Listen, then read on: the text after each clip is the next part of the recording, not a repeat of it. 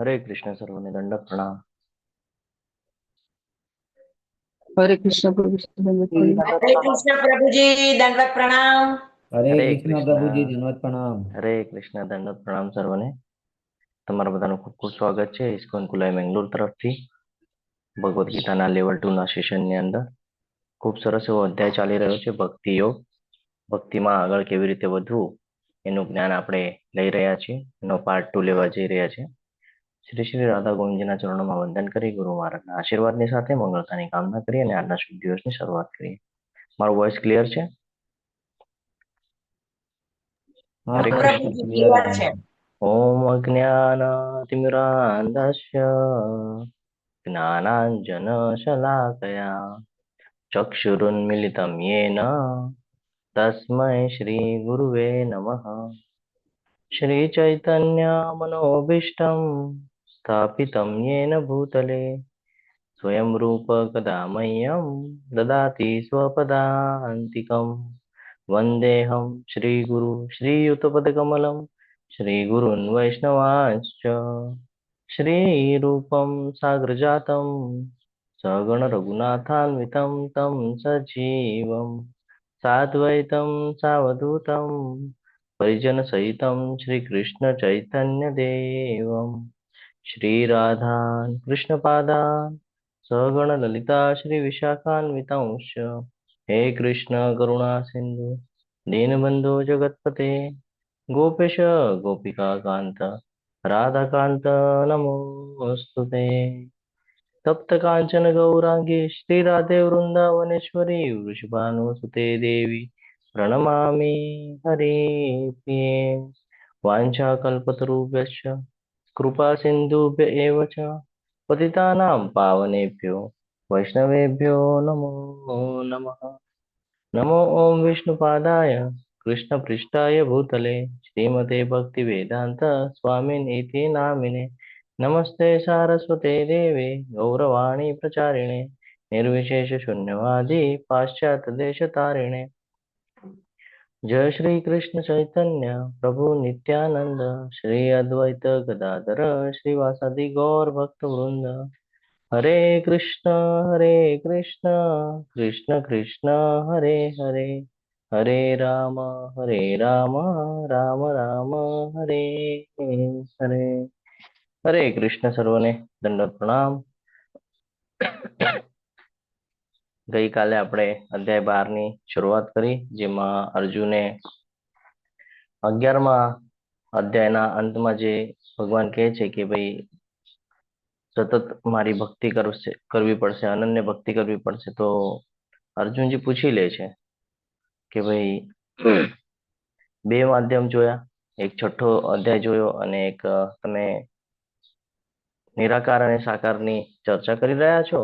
તો મને હવે એ કન્ફ્યુઝ થાય છે કે હું તો તમારા સાકાર રૂપમાં તમને ભજું છું, તો એ શ્રેષ્ઠ છે કે મારે નિરાકારમાં ભજવું જોઈએ?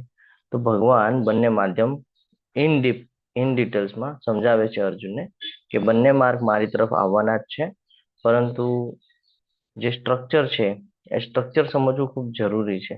કે એક માર્ગ છે એમાં ખૂબ મહેનત કરવી પડે છે અને એના પછી પણ ક્લિયરિટી નથી કે તમે મારા સુધી પહોંચી શકો, અને એક માર્ગ છે કે જ્યાં તમે છો ત્યાંથી તમે મારું સ્મરણ કરી અને મારા સુધી પહોંચી શકો છો.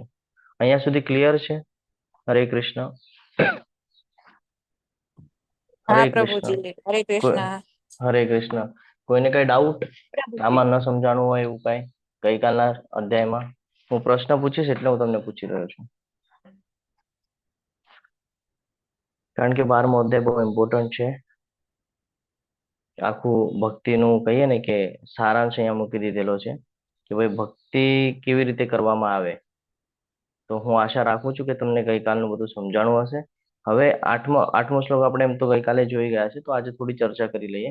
એમાં અનન્ય ભક્તિ યોગની વાત કરે છે, જેની અંદર ભગવાન કહે છે કે તારું જે મન છે ને, તારી જે બુદ્ધિ છે ને, એને તું મારામાં સ્થિર કરી દે. શું કામ ભગવાન એવું કહે છે કે મારામાં સ્થિર કરી દે? હરે કૃષ્ણ. હરે કૃષ્ણ. કારણ કે આપણું મન અન્ય જગ્યાએ ભટકે નહીં, તો જ આપણે હમ સાચી ભક્તિ કરી શકીએ. કારણ કે આપણું જે મન છે, આપણે ગઈકાલે ઉદાહરણ પણ લીધા હતા અને ઘણી બધી ચર્ચા પણ કરી હતી કે હું તમને ખુલ્લા આકાશની નીચે ઊભું કરી દઉં અને તમને કહું કે આકાશ વિશે વિચાર કરો, અને એક સાઈડ તમને પાછું થોડીક વારમાં ઊભું કરો અને પછી કહું કે આકાશ ભગવાન દ્વારા બનાવવામાં આવેલું છે. હવે તમે વિચાર કરો તો તમને ભગવાન પણ યાદ આવશે, છે ને.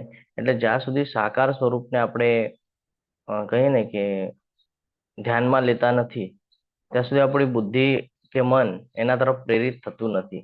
આ આપણું સૌથી કહીએ ને મોટો ડ્રોબેક છે કે આપણને કહેવામાં આવે કોઈ વસ્તુ કરવાની છે, તો જ્યાં સુધી આપણને દેખાય નહીં ત્યાં સુધી આપણે કરતા નથી.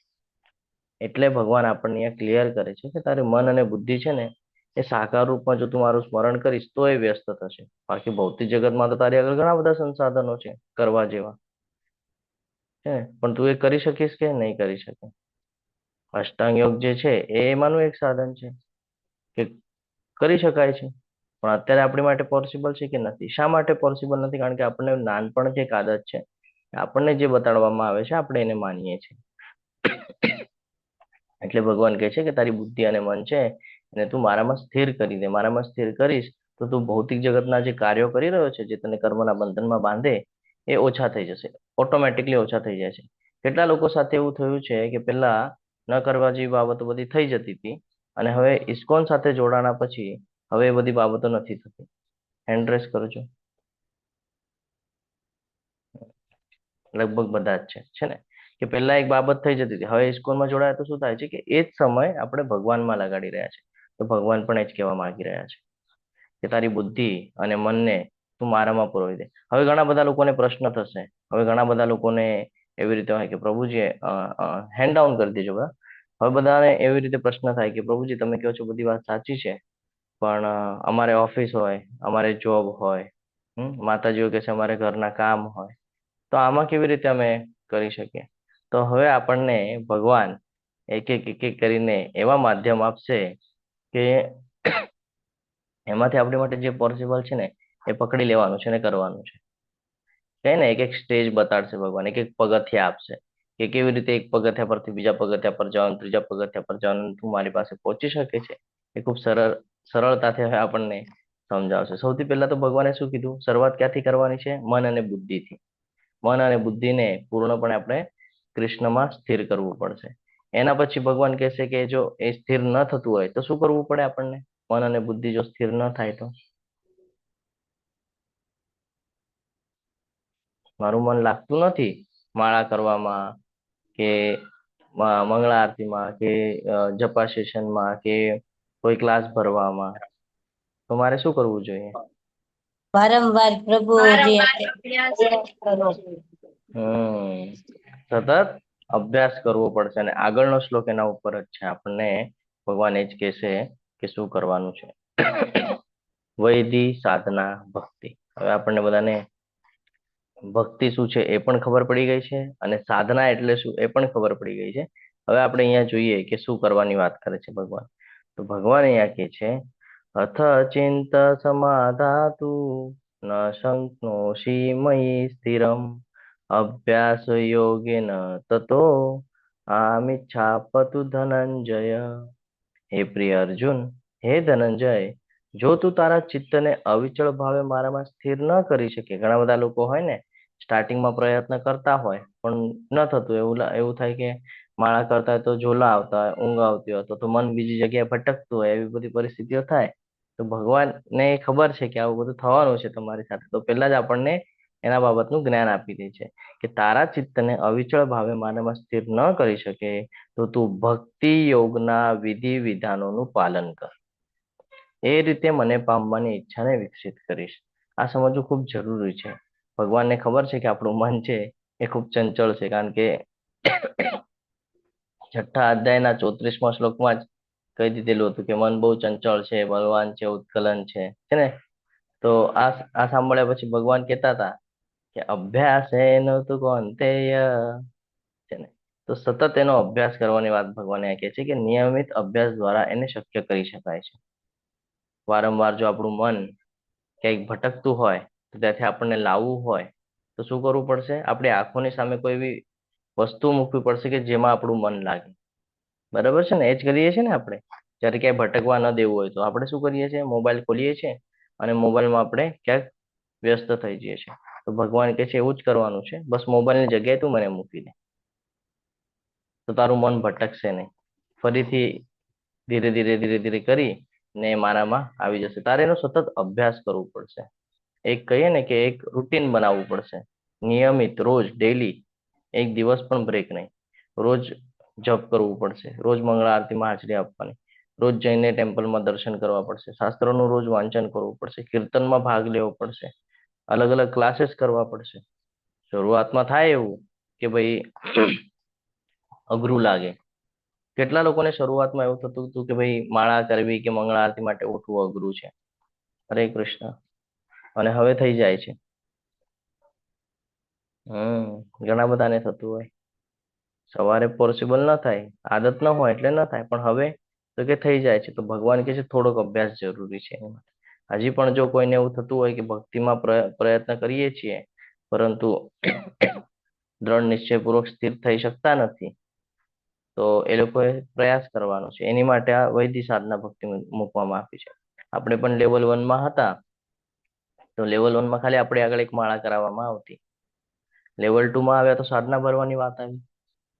સાધના એટલા માટે ભરવાની છે, આપણને કોઈને બતાડવાનું નથી કે ભાઈ હું સાધના કરું છું, મંગળા આરતી કરું. આ પોતા માટે છે કે હું જો એને રૂટીનમાં રાખીશ, જો હું નિયમમાં રહીશ, તો ધીરે ધીરે નિયમ મારા જીવનની એક આદત બની જશે. સમજાય છે? હરે કૃષ્ણ. એટલે આ સમજવું ખૂબ જરૂરી છે. તો ભગવાન કહે છે કે ભક્તિ યોગના વિધિ વિધાનોનું પાલન કર, એ રીતે મને પામવાની ઈચ્છાને વિકસિત કર. ભક્તિ યોગના વિધિ વિધાનો આપણને બધાને ખબર છે. શું છે વિધિ વિધાનો? કોઈ કહેશે? હરે કૃષ્ણ.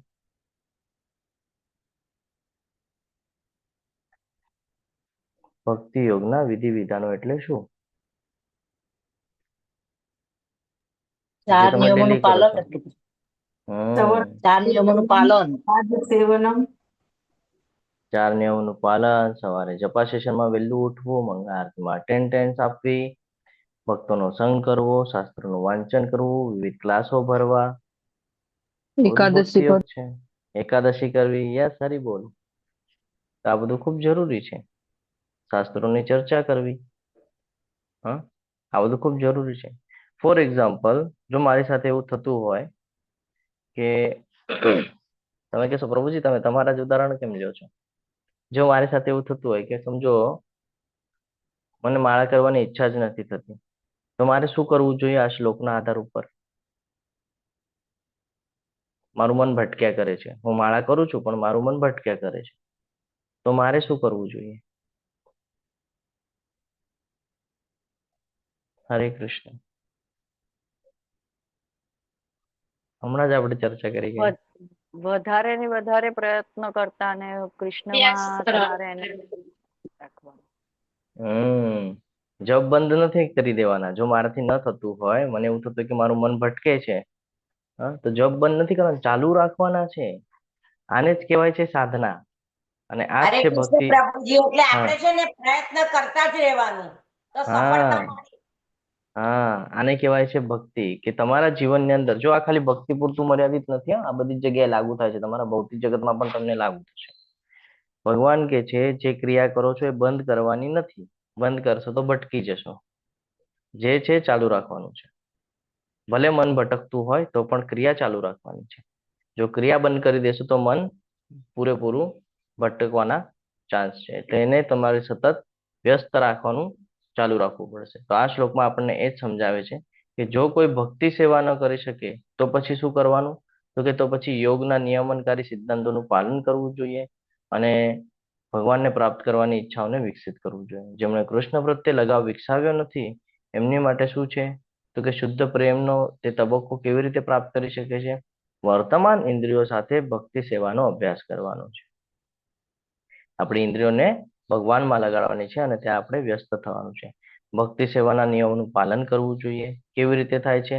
તો કે ગુરુના માર્ગદર્શન હેઠળ છે ને. આપણને ઘણા બધા ગુરુઓ પ્રાપ્ત થયા છે, આપણને બધું શીખવાડે છે. દીક્ષા ગુરુ, શિક્ષા ગુરુ બધું શીખવાડે છે. બસ એ નિયમોને પકડીને ચાલવાનું છે. એ લોકો જે જ્ઞાન આપે છે એને પકડીને આગળ વધતું રહેવાનું છે. અભ્યાસ કરવાની લાયકાત કોઈ પણ અભ્યાસ કરી શકે છે, કોઈ પણ. ભક્તિ એવું નથી કે ભાઈ નાનું બાળક છે તો એને નથી કરવાનું, કે બહુ વૃદ્ધ છે તો નથી, બધા કરી શકે છે. ટોટલ એજ, જન્મથી મૃત્યુ પર્યંત જે કાંઈ પણ એજ આવતી હોય એ બધા એજ વાળા, બધી કહીએ ને કેટેગરીમાં ના લોકો કરી શકે છે. અહીંયા ભગવાને કોઈ હિન્દુ, મુસ્લિમ, શીખ, ઈસાઈ એવું કઈ રાખ્યું નથી. આ તો આપણે આપણા માટે બધું બનાવ્યું છે. સફળતાની બાંયધરી શું છે? તો કે ભગવાનના પ્રેમની ખાતરી છે. હવે ઘણા બધા લોકો કે પ્રયત્ન તો ખૂબ કરીએ છીએ કે સવારે ઉઠીએ, જપા સેશનમાં જોડાઈએ, 6 વાગે ઉઠી જઈએ તો 6 વાગે જોડાઈએ છીએ, 4 વાગે ઉઠે છે તો 4 વાગે જોડાઈએ છીએ, 3 વાગે ઉઠે છે તો 3 વાગે જોડાઈએ છીએ. પરંતુ તો પણ સ્થિર નથી થઈ રહ્યું મન. કેટલા લોકો છે એવા કે પ્રયત્ન ખૂબ કરે છે પરંતુ સ્થિર નથી થઈ રહ્યું. હરે કૃષ્ણ. ઓકે, જો પ્રામાણિકપણે આપણે હેન્ડ રેસ કરવાનું છે, કારણ કે તમારા પ્રશ્નોના જવાબ અહીંયા મૂકેલા છે. ઓકે, તો ભગવાન હવે એને એવી રીતે જ્ઞાન આપી રહ્યા છે કે ઠીક છે, ચિંતા કરવાની કોઈ આવશ્યકતા નથી. ભગવાન કે છે, ભગવાન શું કે છે આગળ? નિષ્કામ કર્મયોગ. શું કે છે નિષ્કામ કર્મયોગ? તો કે જો ભક્તિ યોગના વિધિ વિધાનોનું પાલન ન કરી શકે, જો તું તારા મનને વ્યસ્ત રાખવા માટે સવારે વહેલો ઉઠી નથી શકતો, માળા નથી કરી શકતો, મંગળા આરતીમાં નથી જોડાઈ શકતો, તો ભગવાન કહે છે તો મારા માટે કર્મ કરવાનો પ્રયત્ન કર. કારણ કે મારા માટે કર્મ કરવાથી તું પૂર્ણ અવસ્થાને પ્રાપ્ત કરીશ. શું થાય છે? આપણે આપણા ઘણા બધા બીજા કાર્યો છે એ કાર્યોમાં આપણે વ્યસ્ત હોઈએ છીએ, છે ને? એટલે આપણને એની જ આદત લાગે છે. જ્યારે આપણે ભગવાન માટે કાર્ય કરવાનું ચાલુ કરીએ છીએ તો ધીરે ધીરે ધીરે ધીરે આપણું મન ભગવાનમાં લાગે છે, અને મન ભગવાનમાં લાગે એટલે બરાબર સવારે ઉઠાય અને બરાબર આપણે કાર્ય કરી શકીએ છીએ. એટલે આ સમજવું પણ જરૂરી છે. ભગવાન આપણને એમ પણ આઈડિયા આપે છે કે તારાથી આ નથી થતું તો ચિંતા કરવાની કોઈ જરૂરત નથી. હા, અભ્યાસ બહુ મહત્વનો છે. કયા અભ્યાસની વાત કરે છે? નિયમિત આપણે ભગવાનમાં ધ્યાન લગાડવાનું, ભગવાનનું સતત સ્મરણ કરવાનું, લાંબા લાંબા જપ કરવાનું, આવું કે છે. હરે કૃષ્ણ. ભગવાન શું કે છે? ધ્યાન નથી લગાડી શકતો ને, ચિંતા નહીં કર. સ્મરણ નથી કરી શકતો ને, ચિંતા નહીં કર. જપ નથી કરી શકતો, ચિંતા નહીં કર. કર્મ કરવાનું ચાલુ કરી દે મારી માટે, છે ને? ટેમ્પલમાં જા, વૈષ્ણવની સેવા કરી દે, કોઈ ભક્તની સેવા કરી દે. શાસ્ત્ર છે, શાસ્ત્રને વાંચી લે, એની મેળે ઈચ્છા થશે ભગવાનનું સ્મરણ કરવાની. શાસ્ત્રમાં પણ આપણને ઘણું બધું આપ્યું છે. કૃષ્ણ પૂર્ણ પુરુષોત્તમ બુક વાંચી લ્યો, ભક્તિરસામૃત સિંધુ વાંચી લો, ઉપદેશામૃત છે, ઈશોપનિષદ છે, જે તમને આગળ લેવલ 3 માં ઉપયોગી થવાની છે, એ વાંચી શકો છો. ગ્રંથરાજ શ્રીમદ ભાગવતમ છે, ભગવદ્ ગીતા છે, ઘણી બધી છે. ભગવાન કહે છે તું કાંઈ પણ વાંચને આમાં. ધીરે ધીરે કરીને તને ઈચ્છા થશે કે ભગવાનની અલગ અલગ જે લીલાઓ છે એ લીલાઓ સાંભળશું એટલે આપણી અંદરથી ઈચ્છા થશે કે ભાઈ મારે હવે કૃષ્ણ ભક્તિમાં આગળ વધવું છે. એટલે ભગવાન અહીંયા એમ નથી કહેતા કે નથી થતું તો છોડી દે. આપણે એવું કરીએ ને, જ્યારે આપણથી કોઈ બાબત ન થતી હોય તો આપણે શું કરીએ? મૂકી દે ને, નથી થઈ રહ્યું. ભગવાન ના પાડે છે, મૂકી નથી દેવાનું, જે છે ચાલુ રાખવાનું છે. એની દિશા બદલવાની વાત કરે છે. સમજાય છે? આ જ જીવન છે. જીવનની અંદર પણ આ જ મહત્વનું છે. આપણે શું કરીએ છીએ? જીવનમાં કોઈક બાબત કરતા હોઈએ, ન થાય તો આપણે મૂકી દઈએ છીએ. ભગવાન ના પાડે છે. ભગવાન કહે છે રસ્તો ચેન્જ કર. કાર્ય નથી ઓલું કરવાનું, તારે બંધ નથી કરવાનું, રસ્તો બદલી નાખવાનો છે. સમજાય છે? હરે કૃષ્ણ.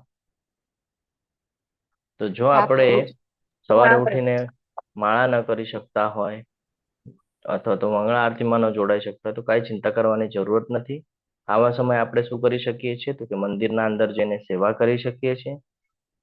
ત્યાં ભક્તો કીર્તન કરતા હોય, કીર્તનમાં ભાગ લઈ શકીએ છીએ. ભગવદ્ ગીતા, ગ્રંથરાજ શ્રીમદ ભાગવતમની વહેંચણી એટલે કે વિતરણ કરી શકીએ છીએ. પ્રસાદ આપી શકીએ છીએ, પ્રસાદ લઈ શકીએ છીએ. ભગવાને જે કાંઈ પણ જ્ઞાન આપણને અહીંયા પ્રાપ્ત કરાવે છે એ જ્ઞાન જેટલું કાંઈ પણ આપણી આગળ છે એ બીજાને આપણે દઈ શકીએ છીએ. પોતાના શક્તિ પ્રમાણે, પોતાના સમય પ્રમાણે, પોતા આગળ જે આર્થિક પરિસ્થિતિ છે એ પ્રમાણે ધીરે ધીરે કરીને એને કૃષ્ણની સેવામાં લગાડતું જવાનું છે. જો આપણે ભક્તિ નથી કરી શકતા, સાધના ચાર્ટ ને જે કાંઈ પણ કૃત્યો છે એ નથી કરી શકતા, તો આ એક માધ્યમ છે જેને નિષ્કામ કર્મયોગ કહેવામાં આવે છે. ભગવાન આપણને આ કરવાની સલાહ આપે છે. ભગવાન કર્મ કરવાનું બંધ કરવાની ના પાડે છે. એક એક્ઝામ્પલ આપે, અહીંયા બાંધકામનો વિષય ચાલુ છે, તો આપણે એના પરથી ચર્ચા કરીએ કે કોઈ ઓફિસનું કર્મચારી હોય, એ જોતો હોય કે બે વ્યક્તિ છે, હા, ઈંટ લગાડી રહ્યા હોય, સમજો બાંધકામ કરી રહ્યા હોય, તો આપણને દૂરથી જોઈએ તો શું લાગે, બંને બાંધકામ જ કરી રહ્યા છે. પરંતુ જ્યારે એની સાથે ચર્ચા કરે કે તમે આ બાંધી રહ્યા છો એની પાછળનો પર્પસ શું છે, તો એ કહેશે કે ભાઈ હું તો અહીંયા મજૂરી કરું છું. શું કહેશે? મજૂરી કરું છું. શું કામ? મારે ઉદરનિર્વાહનું સાધન આ એક જ છે એટલા માટે. બીજો શું કહેશે ખબર છે? હું મંદિર બાંધી રહ્યો છું, હું સેવા કરું છું. તો આ ભક્તની કેટેગરી છે. પૈસા તો એને પણ મળવાના છે, કારણ કાર્ય એ પણ કરે છે, બીજું પણ કરે છે, બંનેને મળવાના છે. પરંતુ એકનો વિચાર શું છે કે હું ભગવાનની સેવા માટે કરું છું. આ થયું આપણું ઓફિસનું સ્ટ્રક્ચર. હજી એક ઉદાહરણ આપું છું. અહીંયા કર્મની વાત એટલા માટે થઈ રહી છે, ભગવાન એટલા માટે કહે છે કે આપણે જો પોતા માટે કર્મ કરશું ને તો ભૌતિક જગતમાં ફસાશું. પરંતુ આપણે આગળ એક ક્વોલિટી આપી છે. બધાને ભગવાને કંઈક ને કંઈક ક્વોલિટીઓ આપી છે. જેમ માતાજીઓ છે, એ લોકો ખૂબ સરસ ભોજન બનાવી શકે છે, માળાઓ, ફૂલની માળાઓ બનાવી શકે છે, ભગવાનના જે કપડાં છે, વસ્ત્ર બનાવી શકે છે. ઘણી બધી બાબતો છે. એવી જ રીતે જે પુરુષ વર્ગ છે, જે પ્રભુજી છે, પ્રભુજી પાસે પણ અલગ અલગ બાબતો છે. કોઈ ઇલેક્ટ્રિશિયન છે, ઇલેક્ટ્રિકનું કામ કરી શકે છે, કોઈ પીઓપી નું કામ કરી શકે છે, કોઈ કન્સ્ટ્રક્શન નું કામ કરી શકે છે, કોઈ કલર નું કામ કરી શકે છે, કોઈ ડિઝાઇનિંગ નું કામ કરી શકે છે, કોઈ ફર્નિચર નું કામ કરી શકે છે. તો એની આગળ એક ક્વોલિટી છે, બરાબર છે. હવે આ જ વસ્તુ જે આપણી અંદર છે, જે આપણે જીવન ઉદરનિર્વાહ માટે જેનો ઉપયોગ કરીએ છીએ, એ જ વસ્તુનો તમે ત્યાં કહીએ ને કે ભાઈ સેવાનો ભાવ રાખીને કરી શકો છો. જેમ કે અત્યારે આપણું કોલેજ નિર્માણ ચાલી રહ્યું છે કુલાઈની અંદર, તો આપણને એવું થાય કે હવે ફોર એક્ઝામ્પલ મેં ઘણા સમય પહેલા, મને ઇલેક્ટ્રિકનું કામ બધું આવડે છે, બરાબર છે, મેં ઘણા સમય પહેલા કરેલું છે, તો હું ત્યાં જઈને ઇલેક્ટ્રિકનું કામમાં ત્યાં સેવા કરી શકું છું. કોઈ હોય પીઓપી નું આવડતું હોય તો એ ત્યાં જઈને કરી શકે. કહેવાનો અર્થ ભગવાન એમ કે છે કે તારા મગજને ખાલી નથી રાખવાનું, કાંઈક ને કાંઈક ચાલવા દેવાનું છે. હવે કાંઈક એટલે શું? તો આવી રીતે કામ કરવાનું છે કે તું ભૌતિક જગતના કામ ભલે કરતો હોય પણ મારી સેવા પ્રત્યે કરાતો, તો પછી સંપૂર્ણ રીતે તારા જે કાર્ય છે ને તું મને સમર્પિત કરી દે. એ ભગવાન અહીંયા સમજાય. તો સમજાય છે ભગવાન શું કે છે? કર્મ બદલવાનું નથી, કર્મનું માર્ગ બદલવાનો છે ને. એટલે કેન્દ્ર હોય, કેન્દ્ર એટલે હું કેવી રીતે કહીએ આપણે કે કોઈ પણ કાર્ય કરવું એની પાછળ કંઈક એમ હોય આપણો, બરાબર, કે હું આ કરું છું શા માટે કરું છું. જેમ કે અત્યારે અહીંયા આપણને આ એક પ્રભુજી દેખાઈ રહ્યા છે, કામ કરી રહ્યા છે. બે બાબત હોઈ શકે, એક તો ઉદરનિર્વાહ માટે અને એક તો ભગવાનની સેવા માટે. હવે આને જો એ ભગવાનની સેવા માટે કરતા હોય તો એનો ઉદરનિર્વાહની ચિંતા જ મટી જાય છે. કેમ? કારણ કે એ જે કરી રહ્યા છે એનું તો એને મહેનતાણું મળવાનું જ છે. તો આ સમજવું જરૂરી છે કે કેન્દ્રમાં ભગવાનને મુકતા થાવ. આપણે પણ આપણા ઓફિસમાં જઈએ છીએ કે બિઝનેસ કરતા જે કાંઈ પણ ભગવાન માટે કરું છું, ભગવાનની સેવામાં આને લગાડું એટલા માટે કરું છું. આ ઈચ્છાની સાથે જ્યારે આપણે કર્મ કરીએ છીએ તો ધીરે ધીરે આપણા અંદર ઈચ્છા પ્રગટ થાય છે કે હું ભગવાનની સેવાઓ કરું. જો અહીંયા હવે આગળ જ કે છે 8મા શ્લોકમાં કીધું કે ભક્તિમય સેવા કરો. જો ન કરી શકો તો ભક્તિયોગના વિધિ વિધાનોનું પાલન કરો. જો એ ન કરી શકો તો કર્મયોગ કરો. કૃષ્ણ માટે કર્મ કરો. કૃષ્ણ માટે કર્મ કેવી રીતે કરવું? તો 11.55 ની અંદર કે છે કૃષ્ણ ભાવનામૃત ચળવળ પ્રચાર માટે સહાનુભૂતિ, કે આપણે પ્રચાર પ્રસાર કરવો જોઈએ, છે ને. હમણાં 3 તારીખથી નવી બેચની શરૂઆત થઈ રહી છે. તો આપણે આગળ ખૂબ સરસ ઓપોર્ચ્યુનિટી છે. જે લોકો ભક્તિ યોગના વિધિ વિધાનનું પાલન કરી નથી શકતા એ લોકો માટે ખૂબ સરસ ઓપોર્ચ્યુનિટી છે કે આપણે બધાએ મળી અને જોરશોરથી આવવા વાળી લેવલનો પ્રચાર કરી શકીએ છીએ આપણે, છે ને. તો પ્રચાર કરવો જોઈએ. દરેક પ્રયાસને અન્ય વ્યવસાયની જેમ જમીન, મૂડી, સંગઠન, મજૂરીની જરૂર હોય છે. તો એવી જ રીતે આપણા ટેમ્પલની અંદર ત્યાં પણ ઘણા બધા ભક્તોની જરૂરત છે. શું કામ? અલગ અલગ માધ્યમ ચાલે છે. શું લાગે છે તમને કે આપણું ઇસ્કોનનું જે મંદિર છે ત્યાં ખાલી હિઝ ગ્રેસ નામાનિષ્ઠા પ્રભુજી એકલા બધું સંભાળી લે છે કે ત્યાં બીજા લોકો પણ ઉપસ્થિત છે? શું લાગે છે તમને? પ્રભુજી અરે હરે કૃષ્ણ પ્રભુજી હરે એમની જોડે કૃષ્ણ. બધા માણસો એ કરેલું છે એક ના વગર એક થી જ ના થાય આ કામ. હમ તો આપણે આપણો ભાગ આપવો જોઈએ એમ. ગૌરાંગ પ્રભુ છે એ ત્યાંનું એકાઉન્ટ સંભાળે છે, એવી રીતે ઘણા બધા ભક્તો છે. હવે જેમ આપણે ત્યાં જઈએ, એ લોકો સાથે રહીએ એટલે આપણને ખબર પડે કે એ લોકો કેવી રીતે સેવાઓ કરી રહ્યા છે. તો એકલા વ્યક્તિથી તો પોસિબલ નથી. અને પ્રચાર પ્રસાર છે તો આમાં તો ટીમ વર્ક થવું જોઈએ. જેમ આપણે પણ કોઈ બિઝનેસ કરતા હોઈએ, હા, તો એમાં ટીમ વર્ક હોય છે ને. કોઈક માર્કેટિંગ ઉપર ધ્યાન આપે, કોઈ પરચેસિંગ ઉપર ધ્યાન આપે, શું લેવું જોઈએ શું ન લેવું જોઈએ, કોઈ સેલિંગ ઉપર હરે ધ્યાન કૃષ્ણ આપે. પ્રભુજી. હરે અને કૃષ્ણ. બીજું એવું પણ છે કે તમે જ્યારે ત્યાં જાઓ ને ત્યારે તમને પ્રસાદ વગર એ લોકો મોકલે નહીં. કારણ કે અમે અમારા સનને ત્યાં ગયેલા બેંગ્લોર, ત્યાંથી અમે મેંગ્લોર ગયેલા હતા, તો અમને પ્રસાદ વગર એ લોકો મોકલતા નથી એમ. હમ ખૂબ સરસ માતાજી, અનુભવ શેર કરવા બદલ.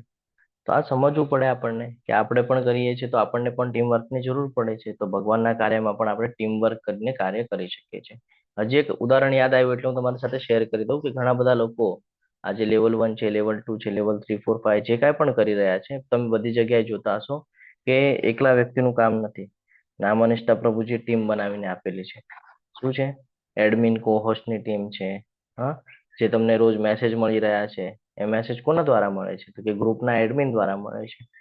કો હોસ્ટ એ શું કરે છે? તો કે જ્યારે ક્લાસ ચાલતા હોય ત્યારે જે કાંઈ પણ ચર્ચા થાય, કોઈ લિંક હોય, કોઈ બાબત હોય, તમારા સુધી પહોંચાડવાનું હોય, તો એમાં સહકાર્ય કરે. કોઈથી મ્યુટ ન થતું હોય, અનમ્યુટ ન થતું હોય, કેમેરાની બાબતો છે, ટેકનિકલ વિષય છે, એના પર સપોર્ટ કરતા હોય છે. ક્વિઝ ભરવાની બાબત છે, એના પર સપોર્ટ કરતા હોય છે. ઘણા બધા લોકો પ્રીચિંગની સેવા કરે છે, બરાબર છે. તો એ પણ એક ટીમ છે. એ પણ અમુક ભક્તો દ્વારા તૈયારી કરવામાં આવેલી છે કે ભાઈ આ લેવલમાં આ પ્રીચિંગ કરશે, આ લેવલનું આ પ્રીચિંગ કરશે કરીને. તો આવી રીતે આખી ટીમ વર્ક ચાલી રહી છે. આટલું જ નથી, આની બેકગ્રાઉન્ડમાં હજી ટીમ કામ કરે છે. તો કે કઈ ટીમ? તો કે ભાઈ કોઈક પીપીટી બનાવી રહ્યું છે, હા, કોઈક રેકોર્ડિંગ કરી રહ્યું છે, કોઈ અપલોડિંગ કરી રહ્યું છે ને. કોઈક કહીએ ને કે તમારા જે ગ્રુપ છે એ ગ્રુપ બનાવીને એને કેવી રીતે હેન્ડલ કરવાનું છે, એને કમ્યુનિટીમાં રાખવાનું છે કે નથી રાખવાનું, પોસ્ટર બનાવવાના છે. આવી રીતે અલગ અલગ માધ્યમમાં જોડાય છે. તો આપણે પણ આવી બધી ઓપોર્ચ્યુનિટી આપણને મળે છે. આપણે પણ એને તક સમજવાની છે અને ભગવાનની સેવા કરવાના ભાવથી આપણે એને એક્સેપ્ટ કરતું જવાનું છે. તો આજ પછી જ્યારે પણ તમને એવું લાગે કે મારે આ પ્રવૃત્તિઓમાં આગળ આવવું છે, ત્યારે તમે તમારા એડમિન કોર્સને સંપર્ક કરી શકો છો. એમને કહી શકો છો કે મારાથી ભક્તિ પ્રોપરલી થઈ નથી રહી, તો મને કોઈ એવું કર્મ આપો કે જેથી મારી ભક્તિ પ્રોપર થાય. અને તમારી ક્વોલિટી કહી દેવાની છે. કોઈક લોકોને મોબાઈલનું નોલેજ હોય છે, કોઈક લોકોને ડિઝાઇનનું નોલેજ હોય છે, એ લોકો પીપીટી બનાવી શકે છે ને. તો અલગ અલગ સેવાઓ છે. તો આવી રીતે ભગવાન માટે કર્મ કરવાનું ચાલુ કરી દેવું જોઈએ. અને જો એ ન થતું હોય તો નવી બેચ આવી રહી છે, આપણને તો ઓપોર્ચ્યુનિટી છે કે આપણે ભગવાનની સેવા કરી શકીએ છીએ. હા, ઘણા બધા લોકો સુધી આ જ્ઞાન પહોંચાડી શકીએ છીએ કે ભગવદ્ ગીતાના નવા બેચની શરૂઆત થઈ ગઈ છે, તો તમે એમાં જોઈન્ટ થઈ જાઓ વહેલામાં વહેલી તકે. 3 તારીખથી ક્લાસની શરૂઆત થઈ જશે. ખૂબ ખૂબ જરૂરી છે. આપણે આને એટલું બધું સિરિયસ લેતા નથી, પરંતુ જે લોકોએ કર્યું હશે એ લોકો ભક્તિમાં દ્રઢ નિશ્ચયપૂર્વક આગળ વધ્યા હશે. એમાંનો એક હું પણ છું. બહુ પહેલાની વાત છે, મને પણ આવી ઓપોર્ચ્યુનિટી મળી હતી. મેં એને તક સમજીને સાધી લીધું સેવાના ભાવથી. જેટલું શક્ય હતું ફેસબુક, ઇન્સ્ટાગ્રામ, મેં ઇન્સ્ટાગ્રામનું અકાઉન્ટ જ ત્યારે એક્ટિવ કરેલું છે આ જ માધ્યમ માટે કે ભાઈ ઇન્સ્ટાગ્રામ ઉપર વધારે લોકો જાય છે અને એને મેં એવી રીતે એક્ટિવ કરીને ત્યાંથી ચાલુ કરેલું હતું. તો આ ઉપયોગ કરી શકો છો તમે. સોશિયલ મીડિયાનો ઉપયોગ આપણે પ્રચાર માટે કરી શકીએ છીએ, એમાં કોઈ આપણને હાનિ નથી. તો આને તક સમજીને તમે જો કરવાનું ચાલુ કરશો તો થશે એવું કે જ્યારે તમારી સાથેના જોડાયેલા લોકો ક્લાસમાં હાજરી આપશે ત્યારે તમારી પણ ઈચ્છા થશે કે હું પણ જાઉં. અને જ્યારે તમે પણ જશો એ ક્લાસની અંદર તો તમને જ્ઞાન મળશે. હવે તમે જે સાંભળેલું છે, એણે જે સાંભળેલું છે, હવે તમારા દ્વારા એ આવેલું છે, તો એ ક્લાસમાં પ્રશ્ન ન કરી શકે ને તો એ તમને પ્રશ્ન કરવાનું ચાલુ કરશે. હવે એ તમને પ્રશ્ન કરવાનું ચાલુ કરશે. હવે તમારે શું કરવાનું છે? જો તમે લેવલ 3, 4 માં હો તો તમે એને આંશિક માત્રામાં તમે એને જ્ઞાન આપી શકો છો કે આવું આવું કંઈક છે, પણ તું ક્લાસ કમ્પ્લીટ કરીશ તો તને પણ ખબર પડી જશે. આનાથી શું થશે? તમે પ્યુરિફાય થઈ રહ્યા છો, તમારું શુદ્ધિકરણ થઈ રહ્યું છે, પ્રશ્ન તમને પૂછી રહ્યા છે. આ નાની નાની સાંકળીઓ છે, આ બધું આપણે યાદ નથી રાખતા. જો આને યાદ રાખીએ આ બધી બાબતો જીવનની, તો તમને ખબર પડે કે તમારી ભક્તિમાં કેવી રીતે તમે આટલા દ્રઢ નિશ્ચયપૂર્વક આગળ આવી ગયા અને આટલી બધી ભક્તિ કેવી રીતે થઈ છે. કારણ કે તમે કૃતિ એવી કરેલી છે, કર્મ એવા કરેલા છે. એટલે શરૂઆત થાય છે એક્શન મોડ પર આવવાથી, કે ભાઈ બેચ ચાલુ થઈ રહી છે, તમે એનો પ્રચાર કરો છો, તો પ્રચાર કરવાની સાથે તમારા જે આપ્તસ્વકીય છે જોડાય છે, જોડાયા પછી લોકોને કન્ફ્યુઝન થાય છે, તમને ક્વેશ્ચન કરે છે, તમે એની સાથે ચર્ચા કરો છો, હા, જ્ઞાનની આપ લે કરો છો, જેના લીધે તમારું શુદ્ધિકરણ થાય છે. પ્રીચિંગની સેવા પણ એવી જ છે. આજે અમે અત્યારે બધા મળીને પ્રયત્ન કરી રહ્યા છે તમારી સાથે ચર્ચા કરવાની. આ પ્રીચિંગની સેવા પણ એવી જ છે કે સામેવાળા કરતા જે પ્રીચિંગ કરે છે એ વધારે શુદ્ધિકરણ થતું હોય. કેમ? કારણ કે એને પ્રશ્ન પૂછવામાં આવે અને પ્રશ્નના જવાબ આપવામાં આવે તો હજી શુદ્ધિકરણ થાય. તમે ઊંઘમાંથી ઉઠાડીને પણ કોઈ સવાલ કરી દો તો પણ એ જવાબ આપી શકે. કેમ? કારણ કે એને એટલા પ્રશ્ન પૂછાઈ ગયા છે, એને ખબર છે એનો જવાબ શું છે. સમજાય છે? તમે કહેશો પ્રભુજી બહુ જ કર્મના ઉપર બહુ તમે લેક્ચર આપી દીધું. હરે કૃષ્ણ. આ સમજવું ખૂબ જરૂરી છે. અને જ્યારે પછી તમારી દ્રઢ ઈચ્છા થઈ જાય છે કે ભાઈ મારે સેવા જ કરવી છે, ત્યારે પછી તમે સવારે વહેલા પણ ઉઠી શકો છો, તમને મોબાઈલની પણ આવશ્યકતા નથી, તમારી મંગળા આરતી પણ થઈ જાય છે, તમારી સેવાઓ પણ થઈ જાય છે. બધું કમ્પ્લીટ કરીને તમે વ્યવસ્થિત સરળ જીવન જીવી શકો છો જે તમે પહેલા જીવતા હતા. તો જો કોઈ તેની પ્રવૃત્તિઓના પરિણામોને ત્યાગ ના આપી શકે તો ઓછામાં ઓછું તેના પરિણામોની અમુક ટકાવારીનો ત્યાગ આપી શકે છે. ઓકે, સંપૂર્ણ સમય ના આપી શકે તો થોડો સમય આપી શકે છે. હવે ઘણા બધા લોકો હશે કે પ્રભુજી તમે બધું કીધું તો ખરું, બધું માન્ય છે, પણ એ બધું પણ નથી થઈ રહ્યું. હા, કર્મની વાત કરો છો તમે, નથી થઈ રહ્યું કર્મ પણ, તો હવે શું કરવાનું છે? તો ભગવાન કહે છે તો પણ ચિંતા નથી કરવાની. તું ભાગવાની વાત કરે છે ને મારાથી દૂર, કે આ પણ નથી થતું ને ઓલું પણ નથી, મારી આગળ બધા રસ્તા છે. ભગવાન કહે છે ચલો કર્મ નથી થઈ રહ્યું ને, હવે હું તમને સમજાવું છું કે કર્મ નથી થઈ રહ્યું તો શું કરવાનું છે. તો કે જો તું મારી આ ભાવનામાં રહી કર્મ કરવા અસમર્થ હોય તો તું પોતાના સર્વ કર્મોના ફળોનો ત્યાગ કરી કર્મ કરવાનો તથા આત્મસ્થિત થવાનો પ્રયત્ન કર. બરાબર છે? આપણે કર્મ શું કામ કરીએ છીએ? કર્મ કરવાની પાછળનું રીઝન શું છે? હરે કૃષ્ણ. ફળ પ્રાપ્તિ પ્રભુજી. બરાબર ને, એની માટે આપણે કર્મ કરીએ છીએ. તો ભગવાન કહે છે કે તું ફળની આસક્તિ રાખીને કર્મ કરી રહ્યો છે ને, હું તારી આસક્તિ જ છોડાવી દઉં છું. આસક્તિ છૂટશે ને એટલે તું એ કર્મને ઇમ્પોર્ટન્સ નહીં આપે, અને જ્યારે તું એ કર્મને ઇમ્પોર્ટન્સ નહીં આપે ને તું ઇનડાયરેક્ટલી મારી પાસે આવી જઈશ. કારણ કે કંઈક તો કરવું પડશે ને, શાંત તો બેસવાના નથી આપણે. તો જ્યારે આપણે આપણા ભૌતિક જગતના સંસાધનો માટે જ્યારે આપણે કર્મ કરવાનું બંધ કરીએ તો જ આપણે ભગવાનના એમાં ધ્યાન પરોવી શકીએ ને. એટલે ભગવાન કહે છે કે તારા બધા કર્મોના ફળોનો ત્યાગ કરી દે. હવે જ્યારે તું ભૌતિક જગતની અંદર જીવન જીવતો હોઈશ અને તું કોઈ પણ કર્મના ફળનો ત્યાગ કરીશ, તું કહીશ કે ભાઈ મને આનું ફળ જોઈતું જ નથી તો હું આ કર્મ કરું છું કામ? હું ભક્તિ ન કરું એની કર, હું એ સમય ભગવાનમાં ના આપું? આ તારી ઈચ્છા પ્રગટ થશે અને પછી તું મારા અંદર આત્મસ્થિત થવાનો પ્રયત્ન કરી શકે છે. તો સૌથી પહેલું શું કીધું આપણને 8મા શ્લોકની અંદર ભગવાને? કે મન અને બુદ્ધિને મારામાં પરોવી દે. જો એ ન થાય તો શું કરવા કીધું? મન બુદ્ધિથી કર્મ ન થાય તો શું કરવા કીધું? મારા માટે કર્મ કર. નહીં, ભગવાન જો મન બુદ્ધિને લગાડવા કીધું ભગવાનમાં, નથી લાગી રહ્યું. અભ્યાસની વાત કરે છે કે ભક્તિ યોગના નિયમનકારી સિદ્ધાંતોનું પાલન કરે, એટલે યોગા અભ્યાસ કર. જો યોગા અભ્યાસ ન કરી શકે તો કર્મ કરવાની વાત કરે છે કે તું મારી માટે થઈને કર્મ કર. એ પણ નથી થઈ રહ્યું તો કે બધા કર્મોના પરિણામ છોડી દે અને પછી મારી આગળ આવવાનો પ્રયાસ કર. હવે આ સમજવું ખૂબ જરૂરી છે. ભગવાન આપણને આટલા બધા ઓપ્શન શું કામ આપી રહ્યા છે? ભગવાન ઈચ્છે છે કે આ ભૌતિક જગતનો ત્યાગ કરી. ભૌતિક જગતનો ત્યાગ કેવી રીતે થાય? જ્યારે આપણે આખી ભક્તિમય સેવામાં તલ્લીન થઈએ ને તો ભૌતિક જગતનો ત્યાગ થાય. અને તું મારી પાસે આવી શકે છે આનો ત્યાગ કરીને. પણ કેવી રીતે આવવાનું છે? છોડી નથી દેવાનું છે, ત્યાં જ રહેવાનું છે. કર્મ પણ કરવાનું છે, પરંતુ આ શક્તિ રાખ્યા વગર કરવાનું છે. શેમાં આ શક્તિ નથી રાખવાની? ભૌતિક જગતોના સંસાધનોમાં. આ શક્તિ ક્યાં રાખવાની છે? ભગવાનના કાર્યોમાં. તો કે કૃષ્ણ ચેતનાના કૃત્યો પ્રત્યે સહાનુભૂતિ કરવામાં કોઈ અસમર્થ હોઈ શકે છે. તેના કારણો સામાજિક, પારિવારિક, ધાર્મિક વિચારણા અથવા અન્ય કોઈ અવરોધો હોઈ શકે છે. ઘણા બધા લોકો સાથે થાય છે કે સમાજના લીધે એટલે કે ફેમિલીના લીધે કે કોઈના માધ્યમથી, પરિવારના લીધે કે ધાર્મિક વિચારણા આપણા ઘરમાં થાય ને એવું કે પહેલેથી કોઈ પ્રથા ચાલી આવતી હોય અને અચાનક આપણે ઇસ્કોનના અંદર આવીએ તો એ લોકોને એવું થાય કે ભાઈ આ કોઈક અલગ માર્ગ ઉપર જઈ રહ્યા છે ને, તો કદાચ આપણો વિરોધ કરે. એ લોકો ન સમજી શકતા હોય તો કદાચ આપણો વિરોધ કરે તો એ લોકો એમ કે ભાઈ આપણે તો શિવજીની ઉપાસના કરીએ છીએ, આપણે આ ન કરવું જોઈએ. અથવા તો આપણે કોઈ દેવી દેવતા હોય તો એની વાત કરે કે ભાઈ આપણે આ દેવી દેવતાની ઉપાસના કરીએ છીએ તો આપણે આવું નથી કરતા, આપણે એમાં ન ચાલે. એવું બધું ઘણું તમે સાંભળ્યું હશે. જ્યારે ભક્તિ કરે ત્યારે આ બધું આપણને સાંભળવા મળે. તો આવું ઘણું બધું સાંભળ્યું હશે. તો હવે એમાં એ બધું અવરોધ તરીકે હોઈ શકે, પરંતુ અહીંયા આપણને કહે છે કે આપણા કર્મના પરિણામોનો ત્યાગ કરવાનો છે. શું ભલામણ કરવામાં આવે છે? એકત્રિત પરિણામોને કેટલાક સારા હેતુ માટે ત્યાગ આપો. બીજું શું કરી શકાય?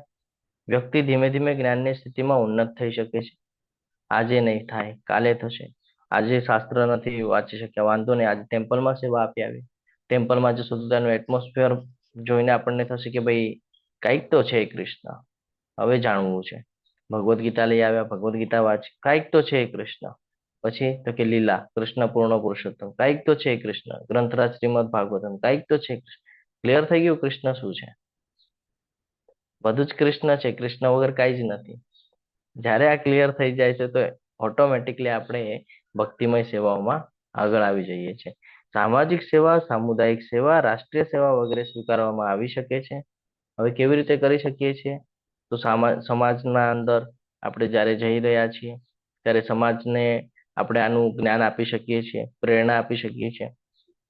સામુદાયિક સેવા, બધા મળીને બુક ડિસ્ટ્રીબ્યુશન કરી શકે છે. હા, નવા નવા ક્લાસ ચાલી રહ્યા છે એમાં બધા મળીને સેવા આપી શકીએ છીએ. રાષ્ટ્રીય સેવા, જો આ રાષ્ટ્રીય સેવા એટલે એવું છે કે ભાઈ આપણે આ સૌથી વધારે ક્યારે કામ આવે ખબર? જ્યારે આપણે ટ્રાવેલિંગ કરતા હોય ને ત્યારે, એક સ્ટેટમાંથી બીજા સ્ટેટમાં, એક દેશમાંથી બીજા દેશમાં.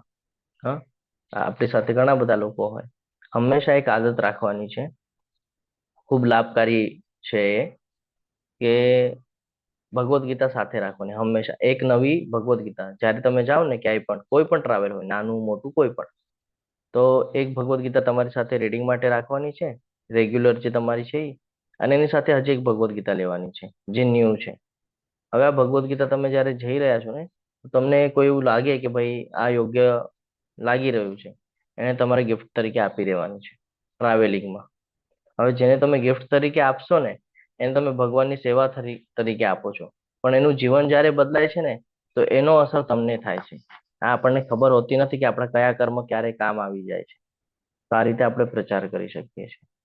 ઘણી બધી બુક છે, ભગવદ્ ગીતા છે, કૃષ્ણ પૂર્ણ પુરુષોત્તમ છે, ગ્રંથરાજ શ્રીમદ ભાગવતમ છે, ઉપદેશામૃત છે, ભક્તિરસામૃત સિંધુ છે, ઘણી બધી છે, ઘણી બધી. તમે બીજાને સેવા તરીકે આપી શકો છો.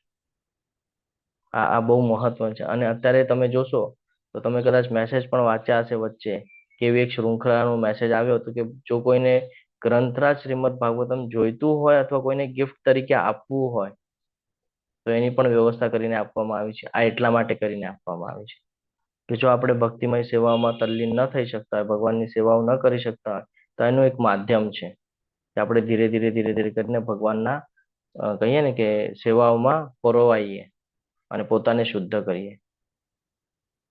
અહીંયા અલગ અલગ માધ્યમો બતાડ્યા છે કે ભાઈ રૂગ્ણાલય છે, સામાજિક સંસ્થાઓને દાન આપવાનું વાત કરે છે, મહેનતથી કમાયેલા પરિણામોના આવા બલિદાનને મનને શુદ્ધ કરે છે. તો હવે સંસ્થાને દાન આપો, તમે રૂગ્ણાલયને દાન આપો. હા, તમને ખબર છે સંસ્થાઓ બધી અત્યારની જે સંસ્થાઓ છે કેવી રીતે કામ કરી રહી છે તમને ખબર છે.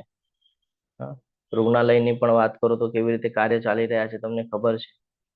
તો કદાચ એવું થઈ શકે કે તેના પરિણામ સારા, જો કર્મ કરશો તો એના પરિણામ તો મળશે ને, કોઈના સારા માટે સારા હેતુથી કરશો તો એના પણ પરિણામ મળશે. પણ શ્રેષ્ઠ પરિણામ જોઈતા હોય ને તો ભગવાનની સાથે કનેક્ટિવિટી વાળા કાર્યો કરવાના, આનાથી શ્રેષ્ઠ પરિણામ મળે છે. આપણે કોઈને હેલ્પ કરી દીધી, બરાબર છે. ફોર એક્ઝામ્પલ, કોઈ મારી પાસે આવે અને મને કહે કે આવી આવી કંઈક પ્રોબ્લેમ છે, તમારા એક ફોન ઉપર એ શોર્ટ આઉટ થઈ જશે, તો શોર્ટ આઉટ કરી આપો ને. હવે મને ખબર છે કે મારા એક ફોન ઉપર એક પ્રોબ્લેમ શોર્ટ આઉટ થઈ જશે, તો આને હું ભગવાનની સેવામાં કેવી રીતે લગાડી શકું છું? હરે કૃષ્ણ. છે ઉદાહરણ કોઈ પાસે? હરે કૃષ્ણ. એ બોલો. જે કર્મ આપણે કરીએ ગુરુ, એ ગીતાજી કર્મ આપણે ભગવાનને સમર્પિત કરી દઈએ. હરે કૃષ્ણ. બોલો. હરે કૃષ્ણ. આપણે એવું વિચારે કે આ કામ હું નથી કરતો, કૃષ્ણ મારી પાસે કરાવે છે. એ તો બધું કૃષ્ણ જ કરાવે છે, તો માન્ય છે, ત્યારે તો આપણે ભક્તિમય સેવાઓ કરી શકીએ છીએ. તો કોઈ મારી પાસે આવી જાય અને મને જો એમ કે તમારા એક ફોન ઉપર મારું કામ થઈ શકે છે, તો હું ત્યાં બે બાબતો કરી શકું છું. એક તો હું અહંકારની ભાવના લાવી શકું છું કે ભાઈ હું કાંઈક છું, અને બીજું હું એમ કરી શકું છું કે હું આ કામ કરું છું, તારું કામ એટલા માટે થઈ રહ્યું છે કે હું એટલો સક્ષમ છું. હું એટલો સક્ષમ એટલા માટે છું કારણ કે હું ભગવાન સાથે જોડાયેલો છું. તો આ જે કાંઈ પણ વૃત્તિ મારી અંદર આવેલી છે કે હું આ જે કાંઈ પણ પદ ઉપર બેસેલો છું, એ હું મારા થકી નથી, ભગવાન થકી છું. તો હું તમને પણ રિક્વેસ્ટ કરીશ કે આ ભગવદ્ ગીતા લ્યો, આને વાંચો, અને તમે પણ આવી રીતે સક્ષમ બનો. હવે આટલું કહેવા પછી જ્યારે હું ફોન કરીને એનું કામ પૂર્ણ કરી દઈશ, શું લાગે છે તમને? એનું કામ થઈ ગયું હશે તો એ ખુશ થશે, આનંદિત થશે. પ્લસ મેં એને જે ભગવદ્ ગીતા આપી અને એની પાછળના જે વાક્યો કીધા કે તમે પણ એવા બની શકો છો, શું એને અંદરથી ઈચ્છા નહીં થાય કે હું પણ આવો બનું? હવે એ શું કાર્ય પ્રભુજી કરશે. એમનું કામ થઈ ગયું. હરે એમનું કામ થઈ કૃષ્ણ. ગયું, કૃષ્ણ દ્વારા થયું, એટલે પ્રભુજી એમને પણ થશે કે લા હું પણ આ સારું છે તો આ રસ્તે ચાલુ એમ. તો આ સમજવાનું છે, આપણને આવી ઘણી બધી ઓપોર્ચ્યુનિટીઓ મળે છે, ઘણી બધી. ડિપેન્ડ કરે છે આપણે સામેવાળાને શું કહી રહ્યા છે, એના કાર્યો કેવી રીતે પૂર્ણ કરી રહ્યા છે. આવું કર્યા પછી, અને મને આનો ઘણો બધો લાભ મળે છે, મેં ઘણીવાર માર્ક કરેલું છે. આવી રીતે તમે જોશો ને તો વિધિન થોડા દિવસમાં એ વ્યક્તિ તમારી પાસે પાછો આવે છે અને તમને કહે છે કે મને હજી ડીપ નોલેજ જોઈએ છે, ક્લાસની લિંક આપી દો. આનાથી તમારું પણ શુદ્ધિકરણ થઈ જાય છે. અને જ્યારે કોઈ ભક્ત બને છે, જ્યારે કોઈ પ્રયાસ કરે છે, તો ભગવદ્ ગીતાની અંદર શું લખેલું છે એ તમને બધાને ખબર છે. 18મા અધ્યાયમાં ભગવાન એના આન્સર આપે છે છેલ્લે છેલ્લે, કે જે આ પ્રચાર કરે છે એ ભગવાનને અતિ પ્રિય હોય છે. એટલે આ સમજવું જરૂરી છે. અને જે પ્રિય હોય છે, હવે હું તમને કેમ એટલા ઉદાહરણ દ્વારા સમજાવું છું ને, પાછળનું રીઝન દઉં. ભગવાને કીધું છે અતિ પ્રિય હોય છે. હવે જે પ્રિય હોય છે ને, ભગવાન એને કોઈ દિવસે છૂટવા નથી દેતા આ બધી સેવાઓમાં. એવી કોઈ સિચ્યુએશન થાય ને કે સેવાઓ પૂરી થાય છે, કોઈક તો સિચ્યુએશન ક્રિએટ કરશે ને સેવાઓ મુકાવશે કે ભાઈ તારે સેવાઓ બંધ નથી કરવાની, તારે સેવા ચાલુ રાખવાની છે, આ નહીં તો આ ભગવાન કરાવે છે. એટલે આ યોગ ચાલી રહ્યો છે, એટલે હું તમારી સાથે ચર્ચા કરું છું કે આપણે કરશું તો ભગવાન આપણે આગળ કરાવી લેશે. આપણે કહેશું કે કરવું જ નથી તો ભગવાન કે છે છોડી દે. તો આ સમજવું જરૂરી છે. જો તું આ પ્રક્રિયાને અપનાવી ન શકે તો જ્ઞાનોપાર્જનમાં પરોવાઈ જા. જો તું કોઈની સેવા ન કરી શકે, કોઈને બુક્સ ડિસ્ટ્રીબ્યુશનમાં ન જઈ શકે, હા, તો ચિંતા કરવાની જરૂર નથી, ભગવાન કે છે. હવે જ્ઞાન યોગમાંથી ક્યાં આવી જા? ધ્યાન યોગ પર આવી જા. શું કે છે કે ભાઈ જ્ઞાનોપાર્જનમાં પરોવાઈ જા. જો કે જ્ઞાન કરતા ધ્યાન વધારે શ્રેષ્ઠ છે, અને ધ્યાનથી પણ કર્મફળનો ત્યાગ વધારે શ્રેષ્ઠ છે, કારણ કે આવા ત્યાગ દ્વારા મનુષ્યને મનની શાંતિ મળે છે. આ જો હવે અહીંયા ભગવાન આપણને ખૂબ સરસ રીતે એક જ્ઞાન આપી રહ્યા છે. ભગવાને શું કામ એમ કીધું કે જ્ઞાન કરતા ધ્યાન શ્રેષ્ઠ છે? હરે કૃષ્ણ. હરે કૃષ્ણ. હરે કૃષ્ણ. ધ્યાનથી હા. આપણી એકાગ્રતા વધે છે. જ્ઞાન તો આપણે બીજાને આપવું બહુ સહેલું જ, બધું સારું સારું બોલીએ ખરા, પણ જીવનમાં નથી અપનાવતા એટલે. હા, આ સમજવું ખૂબ જરૂરી છે. આપણે જીવનમાં એને અપનાવતા નથી. આપણે શું કરીએ છીએ, મારી પાસે છે ને, હા હું તને આપી દઈશ, હા, એમાં આપણે આપણું પણ ઉમેરીને આપી દઈએ છીએ. પરંતુ એનાથી શું થાય છે તો કે આપણે જ ભટકી જઈએ છીએ અને અહંકારની ભાવના આવે છે. એટલે હમણાં એ પ્રશ્ન જે મેં તમારી સાથે માંડ્યો એટલા માટે માંડ્યો, અહંકારની ભાવના આવે છે. એટલે ભગવાન કહે છે કે જ્ઞાન કરતા પછી ધ્યાન શ્રેષ્ઠ છે. તું ધ્યાન કરવાનું ચાલુ કર, અને ધ્યાન કરીશ તો ધીરે ધીરે તને ખબર પડશે કે ભાઈ કર્મ ફળનો ત્યાગ કરવો શું કામ જરૂરી છે. અને આવી રીતે તું શાંતતા અનુભવી શકીશ. જ્યારે તું મન જ્યારે શાંત હોય ત્યારે આપણે યોગ્ય નિર્ણય લઈ શકીએ છીએ. તો કે ત્યારે તું એવી સિચ્યુએશનમાં આવીશ કે તું નિર્ણય લઈ શકીશ. તો આ સમજવું ખૂબ જરૂરી છે. વ્યક્તિ જો ધ્યાનમાં સ્થિર ન થઈ શકતી હોય તો એને ઓછામાં ઓછું કર્મનો જે ફળ છે એને કહીએ ને કે ભાઈ અ ત્યાગ કરવો જોઈએ ફળનો. આ બહુ લાભ વાળું સ્થિતિ છે, બહુ લાભ કરાવે છે આ સ્થિતિ, કે જો તમે ભગવાનમાં ધ્યાન નથી કરી શકતા, નથી પોસિબલ, તો કર્મફળનો ત્યાગ કરી દો. જ્યારે કર્મફળનો ત્યાગ કરતા થશો ને તો અંદરથી ઈચ્છા થશે તો પછી હું આ કર્મ કરું શું કામ છું. પછી પ્રશ્ન થશે કે આ નથી કરવાનું, તો કે ફળનો ત્યાગ કરવા કીધું છે ને તો શું કામ કરું છું.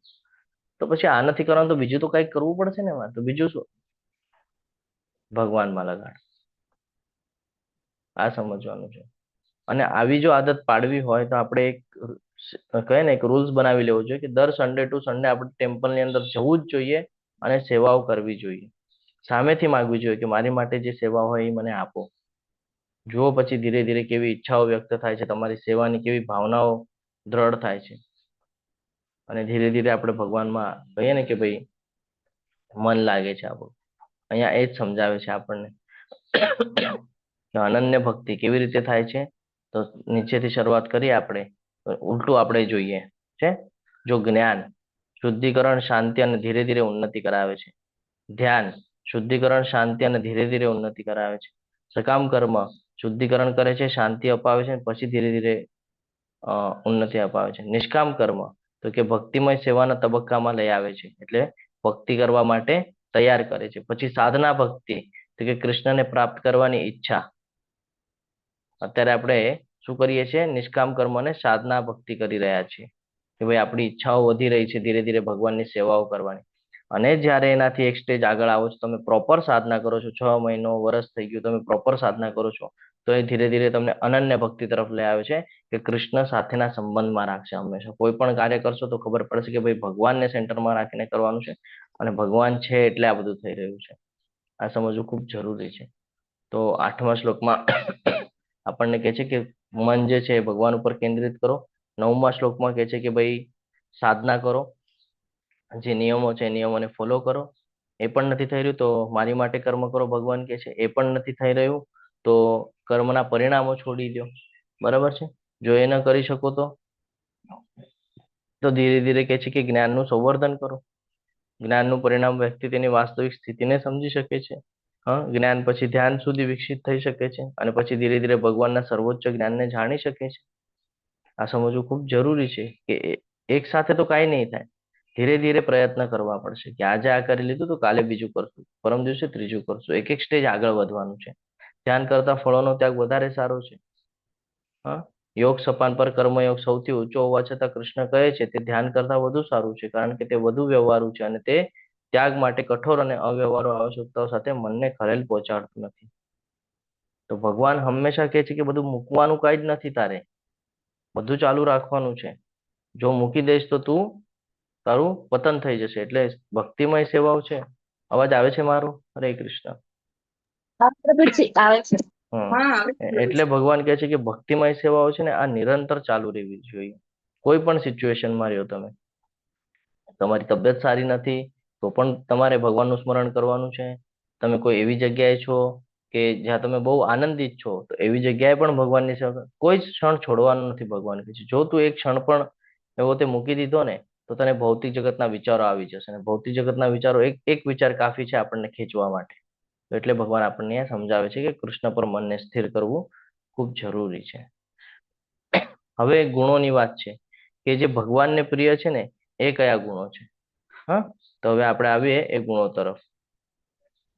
આપણે પણ પ્રયત્ન કરવાના છે કે આ જે ગુણો છે આ ગુણોને આપણે સમજી અને જીવનમાં ઉતારવાનો પ્રયત્ન કરીએ. 2 શ્લોક એક સાથે છે, 13 નંબરનો અને 14 નંબરનો, જેની અંદર ભગવાન આપણને જ્ઞાન આપશે. હવે એક એક માધ્યમ સમજાવશે કે ભાઈ કેવી રીતે આપણે વર્તન કરવું જોઈએ, કેવી રીતે આપણું જીવન જીવવું જોઈએ, તો આપણે ભગવાનના સમીપ જઈ શકીએ. હવે અહીંયા સમજાવે છે. જે મનુષ્ય કોઈનો દ્વેષ નથી કરતો. સૌથી પહેલો મુદ્દો, આપણે દ્વેષ ક્યારે કરીએ છીએ? હરે કૃષ્ણ. આપણાથી વધારે કોઈ આગળ હોય ત્યારે. હજી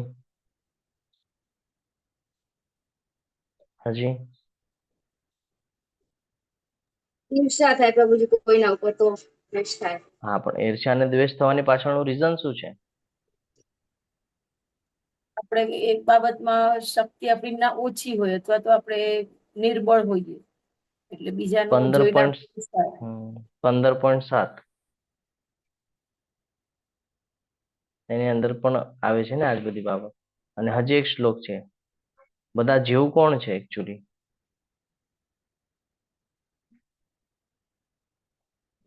હરે કૃષ્ણ. આપણે બધા કોણ છે ભગવાનના? ભગવાનના સનાતન અંશ છીએ આપણે.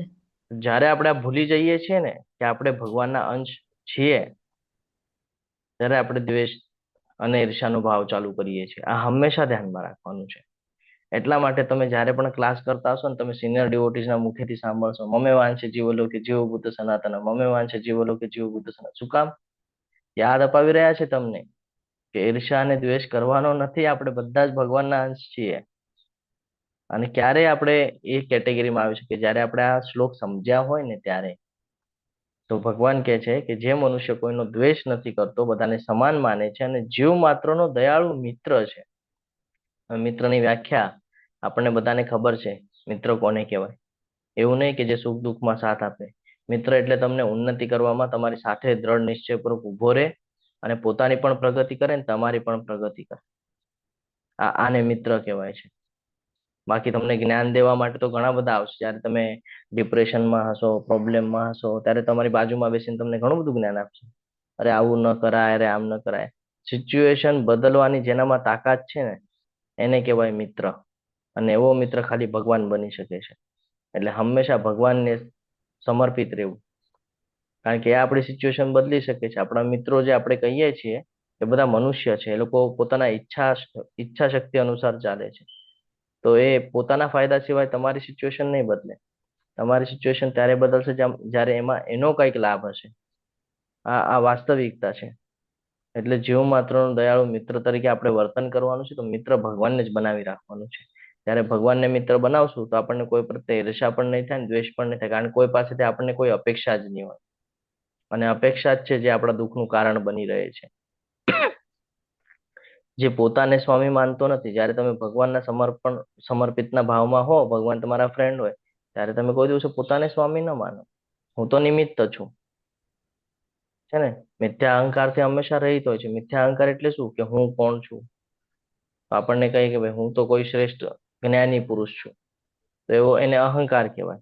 પરંતુ જ્યારે એને પૂછે કે ભાઈ તું કોણ છે, તો કે ભાઈ હું તો ભગવાનનો સેવક છું, ભગવાનનો અંશ છું. હું તો અહીંયા ભૂલથી આવી ગયો છું પૃથ્વી ઉપર. મારે અહીંયાથી નીકળવાનું છે ને, એટલે હું ભગવાનના શરણમાં છું. આ હોવું જોઈએ આપણી અંદર. જે સુખ તથા દુઃખમાં સમાન રહે છે. ક્યારે સુખ દુઃખમાં સમાન રહેવાય? જ્યારે આપણે કોઈ પાસેથી કોઈ ઈચ્છા જ ન કરતા હોય ને, આપણે અપેક્ષા જ ન હોય કોઈ પાસેથી કે આપણી અપેક્ષાઓ પૂર્ણ કરે, તો આપણે કોઈ ચિંતા કરવાની જરૂર નથી. અપેક્ષા કરશું ને પૂરી નહીં થાય તો દુઃખ થશે. આ રિયાલિટી છે, સમજી લેજો જીવનની. કે જો તમે કોઈ પાસે કાંઈ અપેક્ષા કરશો અને પૂરી નહીં થઈ તો દુઃખ અવશ્ય થશે. એટલે કોઈ પાસેથી અપેક્ષા રાખવાની જ નથી. તમારું શું છે? કાંઈ જ નથી. ભગવાન છોડ્યા તો આવ્યા એકલા છે, જવાના એકલા છે. તો શું કામ અપેક્ષા કોઈ પાસે રાખવાની છે? ઇવન ઘણા બધા લોકો અહીંયા સુધી અપેક્ષા રાખે છે કે અમારા મૃત્યુ પછી અમારી ક્રિયાવિધિ વ્યવસ્થિત રીતે કરશે. શું કામ અપેક્ષા રાખવાની છે? તમે પોતાને એટલું સક્ષમ બનાવો. ગ્રંથરાજ શ્રીમદ ભાગવતમનું શ્રવણ અને સ્મરણ કરતા રહો. ભગવાનના સાનિધ્યમાં રહો. પોતે જ પોતાનો ઉદ્ધાર કરી શકો છો. ભગવાન પોતે કહે છે કે તું મારી પાસે આવી શકે છે. તો શું કામ કોઈના ભરોસે રહેવું છે આપણે? સમજાય છે? ભૌતિક જગતના અંદર પણ પોતાને એટલું સક્ષમ બનાવી દેવું જોઈએ કે આપણે કોઈ પાસે કોઈ અપેક્ષા રાખવાની આવશ્યકતા જ ન પડવી જોઈએ. અને જ્યારે કોઈ પાસે અપેક્ષા ન હોય તો એ પૂર્ણ થાય કે ન થાય કોઈ ફરક જ પડતો નથી. એટલે કીધું છે કે સુખ અને દુઃખમાં સમાન રહે છે. જે સહિષ્ણુ છે, સદા સંતુષ્ટ રહે છે. કોઈ પાસેથી અપેક્ષા નહીં હોય તો એને ચિંતા નહીં હોય, સંતુષ્ટ હશે. જે મળે એમાં ખુશ. કોઈક વાર મનના વિરુદ્ધમાં પણ થયું તો ઘણા બધા લોકો દુઃખી થતા હોય છે. પણ જે ભગવાનના સાનિધ્યમાં એ કોઈ દિવસે દુઃખી નહીં થાય. એને એક્સેપ્ટ કરતું ચાલશે જીવનમાં. આ બધા ગુણો આપણે વિકસાવવાના છે. એક એવું પરફેક્ટ બોન્ડિંગ તૈયાર થઈ જશે ને ભગવાન સાથેનું, કે તમારા આજુબાજુના લોકો તમારી પાસે રાય લેવા આવશે કે ભાઈ એટલો બધો કંટ્રોલ કેવી રીતે? અહીંયાથી આ શીખવા મળે છે આપણને ભગવદ્ ગીતામાંથી. તો કે સદા સંતુષ્ટ રહે છે. કોઈ વાર મનના વિરુદ્ધ પણ કોઈ સ્થિતિ વહી જાય ને, તરત ક્લિક થાય. કંઈક મોટું થવાનું હતું, ભગવાને શોર્ટમાં પતાવી દીધું. કંઈક તો ભૂલ થઈ રહી છે મારે, સેવામાં કંઈક તો ગડબડ છે. તરત આપણને ક્લિયર કરાવી દે. અને જે મળે એમાં સંતુષ્ટ કે ભાઈ હું તો આના લાયક પણ નહોતો, તો પણ એમણે મને આટલું બધું પ્રોવાઈડ કરી દીધું. જેમ કે એક ઉદાહરણ કે ભાઈ મારી એટલી કોઈ લાયકાત નથી કે હું તમારી સાથે બેસીને ચર્ચા કરી શકું, પરંતુ ભગવાને મને માધ્યમ બનાવી દીધું. તો ભગવાનની મારા ઉપર બહુ મોટી કૃપા છે, ગુરુ મહારાજની, ભગવાનની, બધાની કૃપા છે મારા ઉપર. હું એના લાયક જ નથી, તો પણ મને પદવી ઉપર બેસાડી દીધું છે. કેમ? તો ભાઈ હું ભગવાનની સાથે કનેક્ટિવિટીમાં રહું એટલા માટે. આત્મસંયમી હોવું જોઈએ, પોતા ઉપર કંટ્રોલ રાખવું ખૂબ જરૂરી છે. દ્રઢ નિશ્ચયપૂર્વક ભગવાનમાં મન લગાડવું જોઈએ, બુદ્ધિ લગાડવી જોઈએ, અને ભક્તિ પરાયણ, હંમેશા સતત ભક્તિ કરતું રહેવું જોઈએ. આવો ભક્ત ભગવાન કહે છે મને પ્રિય છે. સમજાયું? અહીંયા બહુ બધા મુદ્દાઓ છે, પણ આપણને સમય પણ મહત્વનો છે એટલે મેં એટલું બધું લીધું નથી. અહીંયા આપણે પ્રહલાદ મહારાજ પણ લઈ શકીએ છીએ. ઘણી બધી કથાઓ દ્વારા આપણે સમજી શકીએ છીએ કે જે શુદ્ધ ભક્ત છે એ કોઈ દિવસે કર્મનો વિરોધ નથી કરતા. હા, કે કોઈ પાપી હોય, કોઈ એની સાથે ખરાબ વૃત્તિ કરતું હોય, કોઈ પાપી હોય, તો એવું નથી કે એને મારી સાથે આવું કર્યું એટલે હવે હું એની સાથે આવું કરું. એ હંમેશા એની કૃતિ જે થઈ રહી છે ને એનો વિરોધ કરે છે કે તારે આમ ન કરવું જોઈએ, તને શોભતું નથી. કોઈ વ્યક્તિ હોય કોઈ સાથે ઝઘડો કરીને આવે અને એ આપણા કહે ને કે ફ્રેન્ડની કેટેગરીમાં આપણે રાખ્યું, અને ઝઘડો કરીને આવે ને આપણી સાથે ચર્ચા કરે, આપણે એને પ્રેમથી સમજાવવું જોઈએ કે તું આટલો જ્ઞાની છે, તું ક્રોધ કરે, શોભતું નથી તને. તું શું કામ ક્રોધ કરે છે? ક્રોધ તો તારું નુકસાન કરે છે, તારો જીવ બળે છે ને, તારું લોહી બળે છે, સામેવાળા પર અસર થાય છે ને, તું શું કામ તારું નુકસાન કરે છે? આને કહેવાય છે ભગવાનના ભક્તો. આ હંમેશા ધ્યાનમાં રાખવાનું છે કે આપણને રિયાલિટી શું છે ને એ ક્લિયર કરાવી દે કે ભાઈ આપણે જે માર્ગ ઉપર છે એ ખોટું માર્ગ છે. જેવી રીતે આપણે એક એક્ઝામ્પલ લઈએ કોઈ ડોક્ટરનું. હા, ડોક્ટર કોઈ દિવસે કોઈ બીમાર હોય, વધારે જ તકલીફમાં હોય, તો એને એમ કે છે કે ભાઈ કાલથી આવતો નહીં મારી પાસે, એવું કે છે? ના પ્રભુજી. શું કરે છે? શેને દૂર કરે છે? તમારા જે રોગ હોય એને નિવારણ કરે. તો આ સમજવું જરૂરી છે કે આપણે પણ શું કરવાનું છે કે વ્યક્તિ ખરાબ નથી, એની પરિસ્થિતિ એવી છે ને, એ પરિસ્થિતિનો વિરોધ કરવાનો છે. પરિસ્થિતિ શું કામ નિર્માણ થઈ? એના કર્મના લીધે. તો એના કર્મના વિશે એને જ્ઞાન આપવાનું છે કે ભાઈ જો આ ભૂલ થઈ રહી છે તારી, અહીંયા તું ક્રોધિત થઈ રહ્યો છે, અહીંયા તારું નુકસાન થઈ રહ્યું છે. તરત એને ક્લિક થશે કે આ જ્ઞાન તો મને કોઈ બીજું નહોતું આપી શકતું, તને ક્યાંથી આ મળ્યું? તમે એને કહી શકો છો, આલે આ ભગવદ્ ગીતા, આ અહીંયાથી જ્ઞાન આવેલું છે. આ માધ્યમ બનાવતા આવડવું જોઈએ આપણને. પ્રહલાદ મહારાજની કથા તમે કહી દો 5 મિનિટ બેસાડીને કોઈને, કે હિરણ્યકશ્યપ અને પ્રહલાદ મહારાજ વચ્ચેનો જે સંબંધ છે કેવો છે, પિતા પુત્ર વાળો સંબંધ છે. હા, જ્યારે એના ઉપર બધું હાવી થઈ જાય છે, પોતામાં અહંકાર આવી જાય છે કે ભાઈ હું જ ભગવાન છું, અને પોતાના પુત્ર ઉપર અનેક પ્રકારના પ્રયત્નો કરે છે એને મારવા માટે, પણ એમાં સફળ નથી થઈ શકતા. શું કામ? કોઈક તો શક્તિ એની પાછળ ઊભી છે. કઈ શક્તિ છે? તો કે નામ કોનું લે છે? ઓમ નમો ભગવતે વાસુદેવાય. વાસુદેવ કોણ છે? હવે અહીંયાથી શરૂઆત કરો, વાસુદેવ કોણ છે? પછી ધીરે ધીરે ગોકુળમાં લઈ જાઓ, ગોકુળમાંથી મથુરામાં લઈ આવો, મથુરામાંથી પછી એને કુરુક્ષેત્રના યુદ્ધના મેદાનમાં લઈ આવો. બસ પૂરું. યુદ્ધના મેદાન સુધી પણ પહોંચી ગયા ને તો પણ સામેવાળાને ખબર પડી જશે કૃષ્ણ કોણ છે. એને સમજાવો કે આપણે તો કયા જ કેટેગરીમાં નથી. ભગવાન જે છે, ભગવાને પોતાને કેવા કેટેગરીમાં રાખીને આપણને જ્ઞાન આપેલું છે. હા, જેલના અંદર જન્મ, માતાથી અલગ, સમય પડ્યા પછી ફ્રેન્ડને છોડી દીધું, હા, ઘણી બધી બાબતો ધીરે ધીરે છોડી. તો ત્યાગ કરવો પણ જરૂરી છે સમય અનુસાર, પણ આપણે આ બધું નથી સમજી શકતા. તો આ રીતે તમે સમજાવી શકો છો ઉદાહરણ આપીને. અલગ અલગ શાસ્ત્રોનું ઉદાહરણ આપો તમે. ભગવદ્ ગીતા છે, ભાગવતમ છે, હા, કૃષ્ણ બુક છે. ઉદાહરણ આપીને સમજાવવાનું છે કે ફ્રેન્ડ કોને કહેવાય. હા, મિત્ર એટલે ખાલી એવું નથી કે ભાઈ ભૌતિક જગતના સંસાધનોમાં સાથ આપે, એને મિત્ર નથી કીધું. મિત્ર એટલે કે તમારી જીવન જીવવાની જે શૈલી છે એ શૈલી બદલી શકે, ભગવાનની સાથે તમને જોડી શકે, આને કહેવાય મિત્ર. જે તમારો આધ્યાત્મિક ઉદ્ધાર કરાવી દે. ભૌતિક ઉદ્ધાર તો કોઈ પણ આવીને કરાવે, કારણ કે બધાને એકબીજા સાથે લાભ જોઈતા, એટલે કોઈ પણ કોઈની સાથે ઉભું રહીને લાભ કરાવી દે. આ સમજવું જરૂર છે. યસ માતાજી, બોલો. હરે કૃષ્ણ. હરે કૃષ્ણ પ્રભુજી. હિરણ્યકશ વાસુદેવાય પુત્ર તો કૃષ્ણ અવતારમાં થયા, તો હિરણ્યકશ માતાજી મ્યુટ થઈ ગયા તમે. તમારો કોઈ પ્રશ્ન હોય તો તમે લખી રાખજો, આપણે લાસ્ટમાં ખાલી તમે લેજો, આપણે લાસ્ટમાં ચર્ચા કરીએ. હવે કઈક 20 જ શ્લોક છે, તો એક 6 શ્લોક લઈને પછી આપણે લાસ્ટમાં ચર્ચા કરીએ. તો આ સમજવું જરૂરી છે. મિત્રત્વ એટલે શું કે એવું નથી કે ભાઈ ભૌતિક જગતનો લાભ અપાઈ દો. મિત્રત્વ એટલે જે આપણે આ કહીએ ને કૃષ્ણ ભાવનામૃત જેને આપવું એને કહેવાય ફ્રેન્ડ. એનાથી આપણો લાભ થાય છે. શું લાભ થાય છે? તો કે આપણો જે મિત્ર છે જેનું પતન થવાનું હતું એ પતનથી બચી જાય છે. આનાથી શ્રેષ્ઠ શું હોઈ શકે જીવનમાં? આપણે કોઈને ભૂખ્યાને ખવડાવી દઈએ છીએ તો એટલા પૂરતું તૃપ્ત થાય છે, પણ જ્યારે એને કૃષ્ણ ભક્તિ આપી દઈએ છીએ ને તો એનું આખું આયુષ્ય તૃપ્ત થઈ જાય છે. લોંગ ટર્મનો વિચાર કરવાનો છે. આપણે બહુ શોર્ટ ટર્મનો વિચાર કરીએ છીએ. આ સમજવું ખૂબ જરૂરી છે. ક્લિયર થાય છે? હરે કૃષ્ણ. પાછું જે ભક્ત હોય એની સાથે જો તમે ક્યારેક માર્ક કર્યું હશે તો મેં ઘણા લોકો સાથે રહીને માર્ક કરેલું છે કે કોઈ દુઃખી થતું હોય ને તો એને જોઈને ભક્ત દયાનો ભાવ અવશ્ય રાખે, પણ એને જોઈને કોઈ દિવસે દુઃખી નહીં થાય. શું કામ ખબર છે? એમ વિચાર કરશે કે ભાઈ એના કર્મના લીધે એ તકલીફ એને થઈ રહી છે, તો એને તકલીફ તો હું ઓછી નથી કરી શકતો, હા, પણ આ તકલીફમાં સહન શક્તિ કેવી રીતે લાવવી એ હું અવશ્ય એને આપી શકું છું. તો દયાના ભાવથી એની સાથે બેસી ચર્ચા કરે છે, શાસ્ત્રોનું વર્ણન કરે છે, અને પછી એને સમજાવે છે કે તું આ જન્મ મૃત્યુના ચક્રમાં શું કામ ફસાય છે. તારા જીવનમાં ઘડે ઘડે દુઃખ આવે છે ને એ શું કામ આવે છે. પછી એને બીજો અધ્યાય સમજાવો એટલે ઓટોમેટિકલી એના માઇન્ડમાંથી નીકળી જશે કે ભાઈ હું કંઈક કરી રહ્યો છું. આ સમયનો ચક્ર છે, આ ચાલવાનું જ છે. પછી એના અંદર એક એવી વૃત્તિ તૈયાર થઈ જશે કે ભાઈ સુખ આવે કે દુઃખ આવે મારે તો ન્યુટ્રલ રહેવાનું છે. કેમ? અરે ઓલા આનંદ સાગર પ્રભુજીએ કીધેલું ને, ભગવદ્ ગીતામાં લખેલું છે. લાવ ભગવદ્ ગીતા ખોલું. તમે આપેલી ભગવદ્ ગીતા ખોલશે ને વાંચશે, 4 વાર વાંચશે. નહીં સમજાય તો ફોન કરશે તમને કે ઓલું તમે કીધેલું ને થોડું સમજાવો ને ફરી એકવાર, મારા જીવનમાં એવી સિચ્યુએશન થાય છે.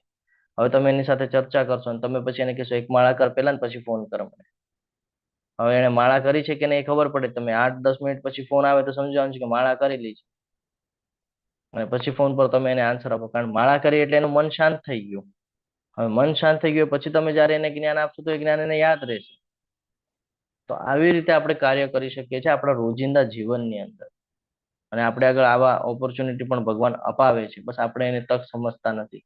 એને તકમાં આપણે કન્વર્ટ કરી શકતા નથી. આ સમજવું ખૂબ જરૂરી છે. તો હંમેશા ભગવાનનું સ્મરણ રાખીને આપણે કાર્ય કરવું જોઈએ. એટલે કોઈથી દ્વેષ ન થાય, કોઈને કહીએ ને કે કોઈનું નુકસાન ન થાય, અહંકાર ના આવે, સ્વામિત્વની ભાવના ના આવે, સુખ દુઃખમાં સમાન રહીએ. સમજાય છે? હંમેશા સંતુષ્ટ રહીએ, આત્મસંયમી રહીએ, અને આપણું જે મન ને બુદ્ધિ ને બધું છે ભગવાનમાં સતત લાગ્યા કરે. જો અહીંયા એ જ સમજાવે છે. હવે ઈર્ષા ન કરવી, દરેક પ્રત્યે દયાળુ, તેમજ દુશ્મન પ્રત્યે પણ દયાનો ભાવ રાખવો જોઈએ. એ જે કરે છે એનું કર્મ છે, આપણે એવું નથી કરવાનું. આ આપણો ધર્મ છે, હંમેશા યાદ રહેવું જોઈએ. ભગવાનની કૃપાથી જે કંઈ આવે છે, જે કંઈ વધુ પ્રાપ્ત કરવાનો છે, પ્રયાસ કરવાની જરૂરત નથી. જે મળે છે એમાં ખુશ રહેવાનું છે. જો એની પાછળનું ઘણું બધું અહીંયા આપણે ડીપ નોલેજ લઈ શકીએ છીએ કે ભાઈ જ્યારે આપણને ભગવાનના માધ્યમથી કોઈ ઘર પ્રાપ્ત થયું હોય, ચાર દિવાલ પ્રાપ્ત થઈ હોય, તો આપણી ઈચ્છા થાય કે હવે બંગલો બાંધવું. જેના બંગલા હશે કે છે કે હવે મહેલ બાંધવું. આવી ઈચ્છાઓ પ્રગટ થતી હોય છે. તો આ હંમેશા ધ્યાનમાં રાખવાનું છે. તમે કરોડોનો બંગલો બાંધો કે અબજોનો મહેલ બાંધો, રહી તો બધું અહીંયા જ જવાનું છે, સાથે કઈ આવવાનું નથી. એટલે આ હંમેશા ધ્યાનમાં રાખવાનું છે. એટલે કે છે કે સંતુષ્ટ રહ્યો, જે મળે છે એમાં આનંદી રહ્યો. હંમેશા પોતાથી એક વર્ગ નીચે જે લોકો કેટેગરીમાં આવે છે ને એ લોકોને જોતું રહેવાનું છે કે આપણને તો ભગવાને ઉપરના એમાં રાખ્યું છે, આપણી કરતા નીચેનાઓ પાસે તો એ પણ નથી. આપણે જો કહીએ ને પાકા મકાનમાં રહેતા હોય તો કાચા મકાન વાળાને જોવાનું છે કે જુઓ એ લોકોને તો કેવી વ્યવસ્થા છે. વ્યવસ્થા ભગવાને બધા એની કરેલી છે, કર્મના આધાર પર બધાની વ્યવસ્થાઓ છે. તો એ ત્યાં શું કામ છે? કારણ કે એના કર્મ એવા છે. પરંતુ ભગવાને આપણને એનાથી શ્રેષ્ઠ કેટેગરીમાં રાખ્યું છે. તો આમાં ભગવાનનો આભાર માનવો જોઈએ કે આપણે તો એના લાયક પણ નથી. આપણે તો એટલી બધી ભૂલ કરેલી છે, ભૌતિક જગતમાં સંકળાયેલા છે કે આપણે તો કોઈ કીડી મકોડા બનવું જોઈતું હતું, તો પણ આપણને મનુષ્ય બનાવી દીધા છે. તો આ ભગવાનને આપણા ઉપર વિશેષ કૃપા છે. તો હંમેશા સંતોષ માનવાનો છે, નિર્મમો. હા, હંમેશા ધ્યાનમાં રાખવાનું છે કે માલકીની ભાવના કોઈ દિવસે ન હોવી જોઈએ. ભગવાનની કહે ને કે જે કાંઈ પણ છે ભગવાનની શક્તિ કામ કરી રહી છે, આપણે નિમિત્ત માત્ર છે. જો તમને એવું ક્યારેક અહંકાર આવી જાય કે ભાઈ મેં કર્યું, ત્યારે તમારે યાદ કરવાનું છે તમારા બોડીને કે ભાઈ આ જોઉં છું તો દેખાવાની જે શક્તિ છે મારા દ્વારા છે. હાર્ટ ચાલી રહ્યું છે, પંપ થઈ રહ્યું છે, મારા દ્વારા છે. ભૂખ લાગે છે, જઠરાગ્નિ કામ કરે છે, મારા દ્વારા છે. શ્વાસ લઉં છું, છોડું છું, મારા દ્વારા છે. જ્યારે આપણે પોતાના મરજી પ્રમાણે શ્વાસ લઈને છોડી નથી શકતા, પોતાના મરજી પ્રમાણે હૃદય નથી ચલાવી શકતા, પોતાના મરજી પ્રમાણે જઠર અગ્નિ કામ નથી કરાવી શકતા, તો આપણે પ્રભુત્વનો દાવો કરવો જોઈએ કે ભાઈ હું કરી રહ્યો છું. હા, આ શરીર પણ કામ કરે છે. ક્યારે કરે છે? જ્યારે ભગવાનની શક્તિ એમાં કામ કરી રહી છે. હાર્ટ ચાલી રહ્યું છે ત્યારે. હમણાં હાર્ટ બંધ કરી દેતો પછી થશે કે ભાઈ હું કઈક છું? તમારું અસ્તિત્વ જ પૂરું થઈ જાય જ્યારે હાર્ટ બંધ થઈ જાય. એટલે જે નામ પણ આપેલું હોય આનંદ સાગરમાંથી સીધું ડેડ બોડી આવી જશે. તો પછી શેનો પ્રભુત્વ કરીએ છીએ આપણે? તો જ્યારે એવું અહંકારની ભાવના આવે કે હું કઈક કરી રહ્યો છું, ત્યારે તરત આપણા માઇન્ડમાં આવવું જોઈએ કે ભાઈ બધું ભગવાન દ્વારા થાય છે. શ્વાસ પણ હું પોતાના મન પ્રમાણે નથી લઈ શકતો. હંમેશા ધ્યાનમાં રાખવાનું છે. દ્રઢ નિશ્ચયથી આગળ વધવું જોઈએ, સહિષ્ણુ થવું જોઈએ, કોઈ પણ સંજોગમાં વિચલિત થવું ન જોઈએ. સંપૂર્ણપણે કહે ને કે ભાઈ ભગવાનના એમાં સમર્પિત રહેવું જોઈએ અને પોતાની બુદ્ધિ અને એને ભગવાનમાં લગાડવી જોઈએ. તો અહીંયા એક શ્લોક આપેલો છે. આ શ્લોક દ્વારા આપણે સમજીએ ને આગળ વધીએ. હે પ્રભુ, જે મનુષ્ય આપની અહેતુકી કૃપા માટે ઉત્કંઠાપૂર્વક રાહ જોતો રહે છે અને તે દરમિયાન પોતાના પૂર્વ કર્મના ફળના અનાસક્તિ રહી ભોગવતો રહે છે તથા તેના તન, વચન તથા હૃદયપૂર્વક આપને પ્રણામ કરતો રહે છે, તે મુક્તિ પદેને માટે નિશ્ચિતપણે યોગ્ય બને છે, કારણ કે તે તેનો સાચો અધિકારી છે. આ સમજવું જોઈએ. વિચાર પ્રક્રિયા શું છે? તો કે વિચારે છે કે ભગવાનની તેના પર દયા છે. જો હમણાં આપણે જે ચર્ચા કરતા હતા ને એ જ સ્લાઇડ અહીંયા આવી ગઈ છે. એકચ્યુઅલમાં આ ગ્રંથરાજ શ્રીમદ ભાગવતમનો આ શ્લોક એ જ સમજાવે છે જે હમણાં આપણે ચર્ચા કરતા હતા. કે તે વિચાર છે મારા ભૂતકાળના દુષ્કૃત્યોના કારણે હવે જે સહન કરી રહ્યો છું તેના કરતા મારે વધારે સહન કરવું જોઈએ. હમણાં આપણે કીધું ને કે ભાઈ કીડી મકોડા બનવું જોઈતું હતું, પણ આપણને મનુષ્ય બનાવી દીધા છે. જો આ લીલા છે ભગવાનની. આપણે ત્યાં ચર્ચા કરી 2-5 મિનિટ પહેલા, એના પછી આ તરત સ્લાઇડ આવી ગઈ છે. ભગવાનની દયાથી મને જે સજા થવી જોઈતી હતી એ મને મળી નથી રહી. થોડાકમાં ભગવાને પૂરું કરી દીધું. જે વધારે થવું જોઈતું હતું પણ ભગવાને થોડાકમાં પૂરું કરી દીધું. તે વિચારે છે કે આ વ્યક્તિ મારા પોતાના ભૂતકાળના દુષ્કૃત્યોના કારણે હવે મારા દુશ્મન તરીકે વર્તે છે, તેથી વિરોધ કરવા કરતા સહન કરવું વધારે સારું છે. મારા કર્મનું સાધન. મારું એક્સિડન્ટ થયું તો હું એમ વિચાર રાખું કે જેને મને કહે ને કે ભાઈ એક્સિડન્ટ કરાવી દીધું, જેના દ્વારા એક્સિડન્ટ કરાવી દીધું, જે નિમિત્ત હતા એના પ્રત્યે હું દ્વેષનો ભાવ રાખું તો એ કર્મના બંધનમાં મને બાંધશે. પરંતુ હું જો એવો વિચાર કરું કે ભાઈ કઈ મોટું થવાનું હતું, આ ભગવાને મોટાની જગ્યાએ આટલાકમાં પૂરું કરી દીધું, તો કોઈ દિવસે મને એના પ્રત્યે દુજા ભાવ પણ નહીં થાય અને કોઈ દિવસે મને અહંકાર પણ નહીં આવે, ક્રોધ પણ નહીં આવે, સંતોષની અનુભૂતિ રહેશે અને ઉપરથી ભગવાનના હજી નજીક જઈશ. કેમ? મોટું થવાનું હતું, શોર્ટમાં પતાવી દીધું છે ભગવાન. તો આ બીજું કોઈ ન કરી શકે, ખાલી ભગવાન કરી શકે. આના તમે ભક્તિમય સેવામાં આગળ આવી શકો છો. આ વિચારવાનું પરિણામ આ જ થાય છે કે ઘણી વ્યતીત પરિસ્થિતિઓ હોવા છતાં તમે હંમેશા શાંત રહી શકો છો, ધીરજ રાખી શકો છો. કોઈની ઈર્ષ્યા નથી કરતો અથવા તેમના વર્તનથી પરેશાન નથી થતા અથવા તેની સાથે દુશ્મનતા કે શત્રુતાની ભાવનાઓ નથી આવતી આપણી અંદર. તે મુક્તિ માટે લાયક બને છે. અહીંયા સુધી ક્લિયર છે? હરે કૃષ્ણ. આગળ વધીએ. જે હવે અહીંયા ચિત્રકેતુ મહારાજની કથા છે. જે કોઈને કષ્ટ આપતો નથી અને જે કોઈ અન્ય કોઈના કારણે અસ્વસ્થ થતો નથી, જે સુખ તથા દુઃખમાં, ભય તથા ચિંતામાં સંભાવયુક્ત રહે છે, એવો ભક્ત મને બહુ પ્રિય છે. ચિત્રકેતુ મહારાજની કથા કેટલા લોકોને ખબર છે? શિવજી સાથેની જે છે એની વાત કરું છું. બીજા અધ્યાયમાં શીખેલી છે એ તો આપણને યાદ છે. એ જ કન્ટિન્યુ થાય છે આગળ. ખબર છે કોઈને? હરે કૃષ્ણ. નથી ખબર? તો એકવાર હરે કૃષ્ણ પ્રભુજી. થોડી ખબર છે બોલો કે બોલો માતાજી. શિવજી બેઠા બેઠા ભાગવતમ કરતા હોય છે અને બાજુમાં માયાદેવી મતલબ પાર્વતીજી બેઠા હોય છે. તો ચિત્રકેતુ ઈ જોવે છે કે બાજુમાં માયાદેવી બેઠા છે તો ભોળાનાથ કઈ રીતના ભાગવતમ કરે છે. તો ઈ હસે છે તો પાર્વતીજીને એમ થાય છે કે હું આ ખોળામાં બેઠા છું એટલે હસે છે, એટલે એને શ્રાપ આપે છે. એટલે લગીન ખબર છે પ્રભુજી. ઓકે. ચિત્રકેતુ મહારાજ એ જ છે જેમને પુત્ર મોહ હતો અને એમના પુત્રને કહીએ ને કે ભાઈ નાના બાળક સ્વરૂપે એમણે એમાં આત્મા બોલાવી હતી. આપણને બધાને ખબર છે. એ જ ચિત્રકેતુ મહારાજની કથા આગળ વધારીએ આપણે કે જ્યારે એમને જ્ઞાન થઈ ગયું કે ભાઈ અહીંયા આપણું કાંઈ જ નથી. જ્યારે એમનું બાળક એમને પ્રશ્ન કરે છે કે તમે મારા કયા જન્મના પિતાજી છો, તો એમને ક્લિયરન્સ થઈ જાય છે ને ભક્તિમય સેવાઓમાં લાગી જાય છે. એનાથી આગળનું આપણે જોઈએ 2 મિનિટમાં. ઓકે, તો જ્યારે ભક્તિમય સેવા કરે છે તો એમને વૈકુંઠ જવાનો અવસર પ્રાપ્ત થાય છે. ક્યાં? વૈકુંઠ. તો એ વૈકુંઠ જવાની પહેલા છે ને એક સ્ટેજ છે, તો એ સ્ટેજમાં એ પહોંચે છે તો ત્યાં હોય છે બેસેલા શિવજી. તો હવે શિવજી ત્યાં ઘણા બધા ઋષિઓ બેસેલા છે અને ભાગવતમની ચર્ચા ચાલી રહી છે. હવે શિવજીને કહેવાય છે સૌથી મહાન વૈષ્ણવ અને કરી રહ્યા છે ભાગવતમની ચર્ચા. થયું એવું કે પાર્વતીજી એમના ખોળામાં બેસેલા છે. તો આપણે કહીએ ને કે ભાઈ ફોર એક્ઝામ્પલ ક્યારેક આપણે ભક્તની જેમ વર્તાવ કરતા હોઈએ અને ક્યારેક કોઈક નાનકડી ભૂલ કરી નાખી તો કોઈ આપણી સામે જોઈને હસે ને આમ કે ભાઈ આ તો વૈષ્ણવ કે છે પોતાને ને આવું કરે છે એમ. તો ચિત્રકેતુ મહારાજ થોડુંક સ્માઇલ કરી ગયા. આપણે ઠેકડી ઉડાડી ને કોઈકની એવી રીતે કે ભાઈ તમે વૈષ્ણવ છો ને વૈષ્ણવ આવું કરી શકે, એટલે વૈષ્ણવથી ભૂલ અપેક્ષિત છે આવી એમ એ શિવજીને. તો પાર્વતીજી જોઈ જાય છે કે ભાઈ આ તો શિવજીને આવું કરીને ગયા, આ તો શિવજીને મારા પતિનું અપમાન કર્યું છે. તરત એને શ્રાપ આપી દે છે, અસુરકુળમાં જવાનો શ્રાપ આપી દે છે. તો એને એક્સેપ્ટ કરી લે છે. તો ભગવાન ફરીથી શિવજી ફરીથી હસે છે અને પછી પાર્વતીજીને સમજાવે છે કે આ છે ભક્ત. તમે એને કેટલો પણ શ્રાપ આપો, કાંઈ પણ કરો, એક્સેપ્ટ કરી લે છે. કોઈ દિવસે એને સામેથી રિપ્લાય નહીં આપે. આપણે હોય તો આપણને કોઈ કંઈક બોલી દે તો 4 બીજું સંભળાવી દઈએ આપણે એને. થાય છે ને? તો આ અહીંયાથી ભક્તની કેટેગરી આવી બનાવવી જોઈએ આપણે કે કાલ સવારે કોઈ આપણને કાંઈ બોલી જાય તો આપણને એ કહીએ ને કે ભાઈ તકલીફ ન થવી જોઈએ કે એ મને શું કામ બોલી ગયો. ન્યુટ્રલ રહેવાનું છે, એક્સેપ્ટેડ. ઠીક છે, તારી ઈચ્છા છે ને, ઓકે, એક્સેપ્ટેડ. એ એક્સેપ્ટ કરી લે છે અને ત્યારે શિવજી સમજાવે છે કે આ છે વૈષ્ણવ, આ છે ભગવાનના શુદ્ધ ભક્ત.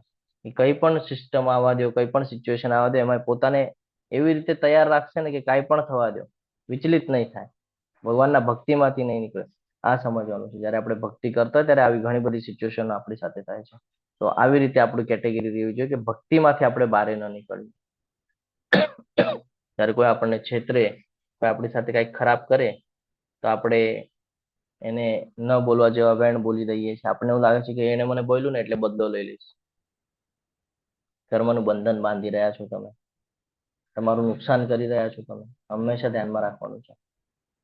તો કોઈ દિવસે સાચો ભક્ત હોય, કોઈ દિવસે છેતરે નહીં કોઈને, કોઈને દુઃખ ન પહોંચાડે, કોઈનું શોષણ ન કરે, હા, કોઈના માટે ભયનું કારણ ન બને. કે ઘણા બધા લોકો એવું કરે કે ભાઈ હું સામેવાળાને ડરાવી દઈશ, એ મને બહુ ડરે છે. કોઈ દિવસે ના કરે. એ જ્યારે પણ કોઈ સાથે ઉપસ્થિત હોય ને તો લોકો એની સાથે રહીને શાંતિનો અનુભૂતિ કરે. 4 લોકો એમ કે ભાઈ તું આવ અમારી પાસે, તો અમારા સાથે બેસ, તો અમારી સાથે ચર્ચા કર. કેમ? તો ભાઈ અમારું માઇન્ડ શાંત થઈ જાય છે તારી સાથે ચર્ચા કરીને. આ સ્થિતિ નિર્માણ કરવાની છે આપણે. એવી સ્થિતિ નિર્માણ નથી કરવાની કે આપણે માળાને લઈને જઈએ છીએ અને ઓલા આવ્યો, ચલો ભાગો અહીંયાથી. આવું ન થવું જોઈએ. થાય ને એવું? ઘણા બધા લોકો છે, આ જો આ ભક્ત આવ્યો, જો આ માળા બીળા લઈને આવ્યો, ભાગો ભાગો અહીંયાથી. એવું ન થવું જોઈએ. પોતાને એવી કેટેગરીમાં બેસાડવાનું છે કે ભાઈ 4 લોકો આવીને તમે જ્યાં બેસો તે 4 લોકો આવીને હજી બેસે કે કેમ, અરે એ કંઈક બોલશે તો એ જ્ઞાન જ આપવાનું છે. કંઈક આપણા જીવનમાં મહત્વનું જ છે. કંઈક આવું રીડિંગ કરીને પોતાને એટલું સક્ષમ બનાવી દેવું જોઈએ કે તમારામાંથી કોઈ શબ્દ પણ નીકળે ને મુખમાંથી તો ભગવાનના રિલેટેડ નીકળે. આ પણ એક પ્રકારે બુદ્ધિથી ભગવાનની સેવા થઈ કહેવાય. કે તમે કોઈ સાથે કાંઈ ચર્ચા કરો, એ તમને કાંઈક પ્રોબ્લેમ કે એની પહેલા જ તમે એને ભગવાનના માધ્યમથી એને સમજાવવાનું ચાલુ કરી દો કે મને ખબર છે તારા જીવનમાં શું ચાલુ છે, ચિંતા નહીં કરતો, વિચલિત નહીં થતો, ભક્તિમય સેવાઓમાં લાગી જા. તને ખબર બી નહીં પડે તારા દિવસો ક્યાં નીકળી ગયા, કારણ કે ત્યારે ઓલરેડી ચિંતામાં છે. અને તમે હજી એને પ્રશ્ન કરશો કે શું થયું શું નહીં, તો એનાથી એનું મન હલકું નહીં થાય. પણ એનું એને સમાધાન આપી દેશો તો એનું મન હલકું થઈ જશે. જેમ એક વૃક્ષ હોય, વૃક્ષને જોયું છે કોઈ દિવસે? વૃક્ષને રોજ પાણી સિંચવામાં આવે. અમુક લોકો એ વૃક્ષની ડાળીઓ કાપી નાખતા હોય. હા, જ્યારે ઉનાળો આવે ત્યારે તમે જોયું હશે કે જે વૃક્ષને પાણી સિંચવામાં આવે છે, સમય આવે છે ત્યારે એને ડાળીઓ પણ કાપી નાખે છે. તો શું એ એમ કે છે કે ભાઈ પાછલા વખતે તમે મારી ડાળીઓ કાપી નાખી હતી, હા, તમારા પિતાજીએ મને પાણી આપ્યું હતું, તમે ડાળીઓ કાપી નાખી, હવે હું તમને છાંયડો નહીં આપું, હવે હું તમને ફળ નહીં આપું, એવું કઈ કરે છે? વૃક્ષ પણ છે તો ભગવાનની શક્તિ જ ને, અંશ જ છે ને ભગવાનનો. તો એ કોઈ દિવસે દુજાભાવ કરે છે? એ તો દુશ્મન હોય તો એને પણ છાંયડો આપશે ને એને પણ ફળ આપશે ને જે કઈ ઓલા હોય એને પણ ફળ આપે છે. આ સમજવા જેવી બાબત છે. યસ સ્વભક્તિ માતાજી બોલો. હરે કૃષ્ણ. હરે કૃષ્ણ પ્રભુજી. વૃક્ષ માટેનો શ્લોક છે ને ચૈતન્ય શિક્ષાષ્ટકમમાં, ત્રણાદપી સુનિત્યેના તરોરપી સહસ્રમ. સંતના આમાની માન દેના કીર્તનીય સદા. તો આ સમજવા જેવી બાબત છે કે આપણે પણ એવી રીતેની કેટેગરીમાં આવવું જોઈએ. ત્યારે આપણે એમ કહી શકાશું કે આપણે ઇસ્કોનના કહીએ ને કે ભાઈ વૈષ્ણવના કેટેગરીમાં આવવાનો પ્રયાસ કરીએ છીએ. કોઈ પણ ભક્ત હોય, કોઈ પણ હોય, એને ઓળખ કેવી રીતે થાય? તમારી વૃત્તિ ઉપરથી થાય. તમારા બોલવા તમે સ્ટાર્ટિંગ કરો ને એના ઉપર સામેવાળો સમજી જાય કે તમે કયા કેટેગરીમાં છો. આ અત્યારની જે જનરેશન છે, અત્યારના બાળકો ન સમજે, પણ જે વડીલો છે ને, તમે એની સાથે ખાલી બેસો ને, બેસવાની ઢબ પરથી આપણને ઓળખી લે કે આપણે કયા કેટેગરીમાં આવીએ છીએ. આપણા મુખમાંથી જે શબ્દ નીકળે, પેલો ઉચ્ચારણ નીકળે, એમાંથી એ લોકો ઓળખી લે કે ભાઈ કયા કેટેગરીમાં છે. તરત પ્રશ્ન કરી નાખે આપણને. આ સમજવા જેવી બાબત છે. એટલે ભગવાને આપણને એવા ગુણો વિકસાવવાનું કહે છે કે જેનાથી તું વૈષ્ણવ બની શકે, જેનાથી તું મારો ભક્ત બની શકે, જેનાથી તું આ ભૌતિક જગતમાં થવાવાળા જેટલા પણ સંસાધનો, જેટલા પણ એના રિઝલ્ટ છે, એમાં તું વિચલિત ન થાય ને, એટલા માટે તારે પોતાને આ સિચ્યુએશનમાં ઢાળવાનું છે. કે કોઈને કોઈ કેટલું પણ તારી સાથે કાંઈ પણ કરે, તારે કોઈ દિવસે કષ્ટનો વિચાર નથી કરવાનો, કોઈને ત્રાસ થાય એવું નથી કરવાનું. તારે પોતાને એવું બનાવવાનું છે કે તું ત્યાંથી નીકળી જાય ને તો 4 વાર એ લોકો વિચાર કરવો જોઈએ કે હું ક્યારે પાછો આને મળીશ. આ કેટેગરીમાં મુકાવાનું છે. આનો અર્થ એવું નથી કે અહંકારની ભાવના આવવી જોઈએ. આનો અર્થ એવો છે કે પોતાને એવી સિચ્યુએશનમાં ઢાળવાનું છે કે આપણે જ્યારે પણ કોઈ પાસે જઈએ તો એને ઈચ્છા થાય કે ભાઈ તું આવ અને બેસ, અને તારા મુખમાંથી બે વાણી દે અમને, કે જે તું જ્ઞાન લઈ રહ્યો છે અમને પણ દે. અને આ જ સિચ્યુએશન છે ભગવાનના ભક્તો માટે, પ્રચાર માટે, કે ભેગું ક્યાંય પણ જઈએ તો એક ભગવદ્ ગીતા ભેગી જ રાખવાની છે હંમેશા. ખબર નથી ક્યારે કોની સાથે શું ચર્ચા થશે. ચર્ચા કરતાની સાથે સામેવાળો કોઈક પ્રશ્ન કરી દેશે ને જો તમે એનો જવાબ શાસ્ત્રમાંથી એને આપી દીધો તો 101% એ તમને હજી 2 પ્રશ્ન કરશે કે ભાઈ મને હજી આમાં ડીપ દે, ભગવદ્ ગીતા મૂકી દો. એ જ સમય બધું સમજાવવાની જરૂરત નથી. ક્લાસ કરાવી દો એને, કે હું પણ એવી રીતે જ સમજેલો છું ક્લાસથી, તમે પણ ક્લાસમાં આવીને ક્લાસમાં સમજી શકો છો. ઘણા બધા લેંગ્વેજમાં ચાલે છે, ફ્રી ઓફ કોસ્ટ છે, કોઈ પૈસા આપવાની જરૂરત નથી. જ્યારે કે મોટિવેશનલ સ્પીકરો 50-50 હજાર ને લાખ રૂપિયાની ફી લે છે. તમને નહીં ખબર હોય, તમારા માહિતી માટે હું કહી દઉં, લાખ રૂપિયા ફી છે મોટિવેશનલ સ્પીકરોની એક સેશન કરવાની. અને એક સેશન હોય 45 મિનિટથી 1 કલાકની. એનાથી ઉપરનું સેશન ન હોય, આનો લાખ રૂપિયા લઈ જાય છે. અને આ જ બધી બાબતો ક્યાંથી કહે છે આપણને? ભગવદ્ ગીતામાંથી, જે આપણને 18 દિવસ ફ્રી ઓફ કોસ્ટમાં મળે છે. અને આમ 40 દિવસ લેવલ 2માં જે તો 40 દિવસ ફ્રી ઓફ કોસ્ટમાં મળે છે. પણ આપણને એની વેલ્યુ નથી. કેમ? કારણ કે ફ્રીમાં મળે છે ને, ઘર બેઠા મળે છે ને. ભક્તિ પણ એવું છે. ભગવાન કહે છે ને જ્યાં છે ત્યાંથી કર, એટલે તો આપણને વેલ્યુ નથી. કેમ? જ્યાં છે ત્યાંથી કરવા કહે છે ને. તો આપણને એવું થાય છે કે ભાઈ જ્યાં છે ત્યાંથી કરવાની વાત છે ને, તો શું ચિંતા કરવાની જરૂરત છે? થાય ને? એવું જ થઈ રહ્યું છે ને આપણી સાથે, કે ભગવાને આપણને છૂટ આપી છે જ્યાં છે ત્યાંથી કર. એટલે એવું થાય છે કે ભાઈ મનમાં કે ભાઈ ચલો ને આખો દિવસ 24 કલાક ક્યારે બી કરી લઈશું ભગવાનનું સ્મરણ. ભગવાને જ કીધું છે ને આખા દિવસમાં તું ક્યારે પણ કરી શકે છે. આ બધી બાબતો સમજવી જરૂરી છે આપણે. ભગવાન આપણને ચાન્સ આપે છે તો એ ચાન્સને આપણે તક સમજવાની. બીજાથી પ્રભાવિત થતો નથી. કારણ કે ભક્ત હંમેશા કૃષ્ણ ભાવના અમૃતમાં તલ્લીન રહે છે. એટલે કોઈ દિવસે કહે ને કે ભાઈ ક્યારેય વિચલિત ન થાય ને કોઈથી પ્રભાવિત ન થાય. ભૌતિક સંજોગો તેને ખસેડી શકતા નથી, કોઈથી પરેશાન નથી થતો. આવો તબક્કો ભગવાનની કૃપાથી પ્રાપ્ત થાય છે. આ ખૂબ જરૂરી છે સમજવું. બીજાને અસર નથી કરતો. બીજાને અસર નથી કરતો એટલે આપણા લીધે કોઈ બીજાને તકલીફ ન થવી જોઈએ, છે ને. આવા ભક્ત દ્વારા કોઈને પણ ચિંતા, મુશ્કેલી, ભય અથવા અસંતોષમાં મૂકવામાં આવતા નથી. કારણ કે તે ભક્ત દરેક પ્રત્યે દયાળુની ભાવના રાખે છે. કોઈ બી હોય, કેવું બી સિચ્યુએશનમાં હોય. મારી આગળ તો આના ઉદાહરણો પણ છે, આપણે કોઈક વાર લેશું. આગળ વધીએ 16મા શ્લોક તરફ. જે ભક્ત પ્રવૃત્તિઓના સામાન્ય ઘટનાક્રમ પર અવલંબિત રહેતો નથી, જે પવિત્ર, નિપુણ, ચિંતા રહિત તથા સમસ્ત દુઃખોથી મુક્ત છે અને કોઈ ફળ માટે પ્રયાસ કરતો નથી, તે અત્યંત પ્રિય છે. જો અહીંયા કહે છે કે કોઈ પણ ઘટનાક્રમ ઉપર અવલંબિત રહેતો નથી, જે પવિત્ર છે, નિપુણ છે. રાઈટ સાઈડમાં એક સ્લાઇડમાં જે દેખાય છે કોણ છે ખબર છે તમને? હરે કૃષ્ણ. ખૂબ સરસ ઉદાહરણ છે. એમના હાથમાં જે છે એના ઉપરથી જ એમનું નામ પડી જાય છે. હરે કૃષ્ણ. પ્રભુજી હરે કૃષ્ણ. માધવેન્દ્રપુરી અવાજ બ્રેક થાય છે. માધવેન્દ્રપુરી નામ આચાર્ય હરિદાસ ઠાકોર હા એ છે. અને બાજુમાં માયા દેવી આવ્યા હતા, પણ એ કે ને એ પણ નામ લેતા થઈ ગયા હતા ભગવાનનું પ્રભાવથી. નામાચાર્ય નામ પડેલું છે. 3 લાખ કરતા વધુ જપ કરતા આપણને કેતો પ્રભુ 16 માળા નથી થતી. 16 માળા એટલે ચિંતાનું કામ થઈ જાય. આખા દિવસમાં ટેન્શન આવી જાય. 16 માળા ક્યારે પૂરી થશે? પહેલી જ માળા કરતા ત્યારે વિચાર આવે કે ભાઈ 16 માળા ક્યારે પૂરી થશે? હવે તમે કહેશો પ્રભુજી અમને અમારા મનની વાત તમે કેમ જાણી શકો? ખબર છે. પહેલી જ માળા પર પ્રશ્ન થતા હોય કે ભાઈ 16 માળા કેમ થશે? પણ ભક્તોની સાથે બેસો, 16 માળા ક્યારે પૂરી થઈ ગઈ ને ખબર એ નથી પડતી.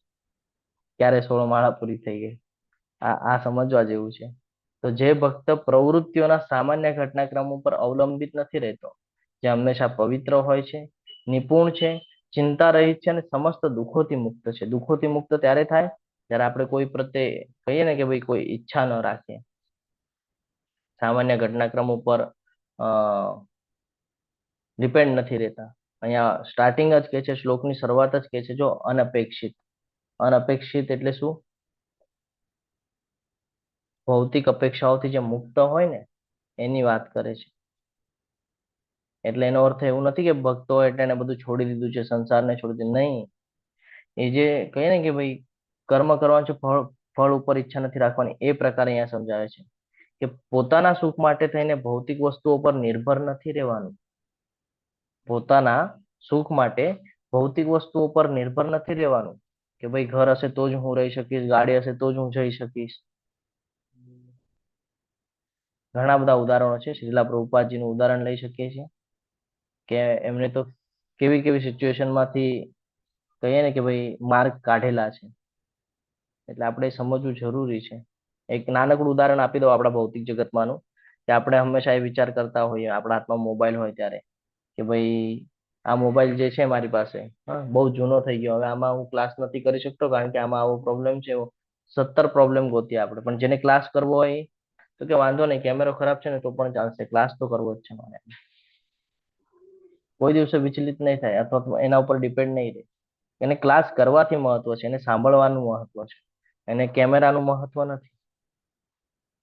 આપણે પણ શું કરીએ છીએ? મોંઘા દાટ મોબાઈલો લઈએ છીએ, લાખ લાખ, 1.5 2 લાખ રૂપિયાના મોબાઈલો. શું કરીએ છીએ?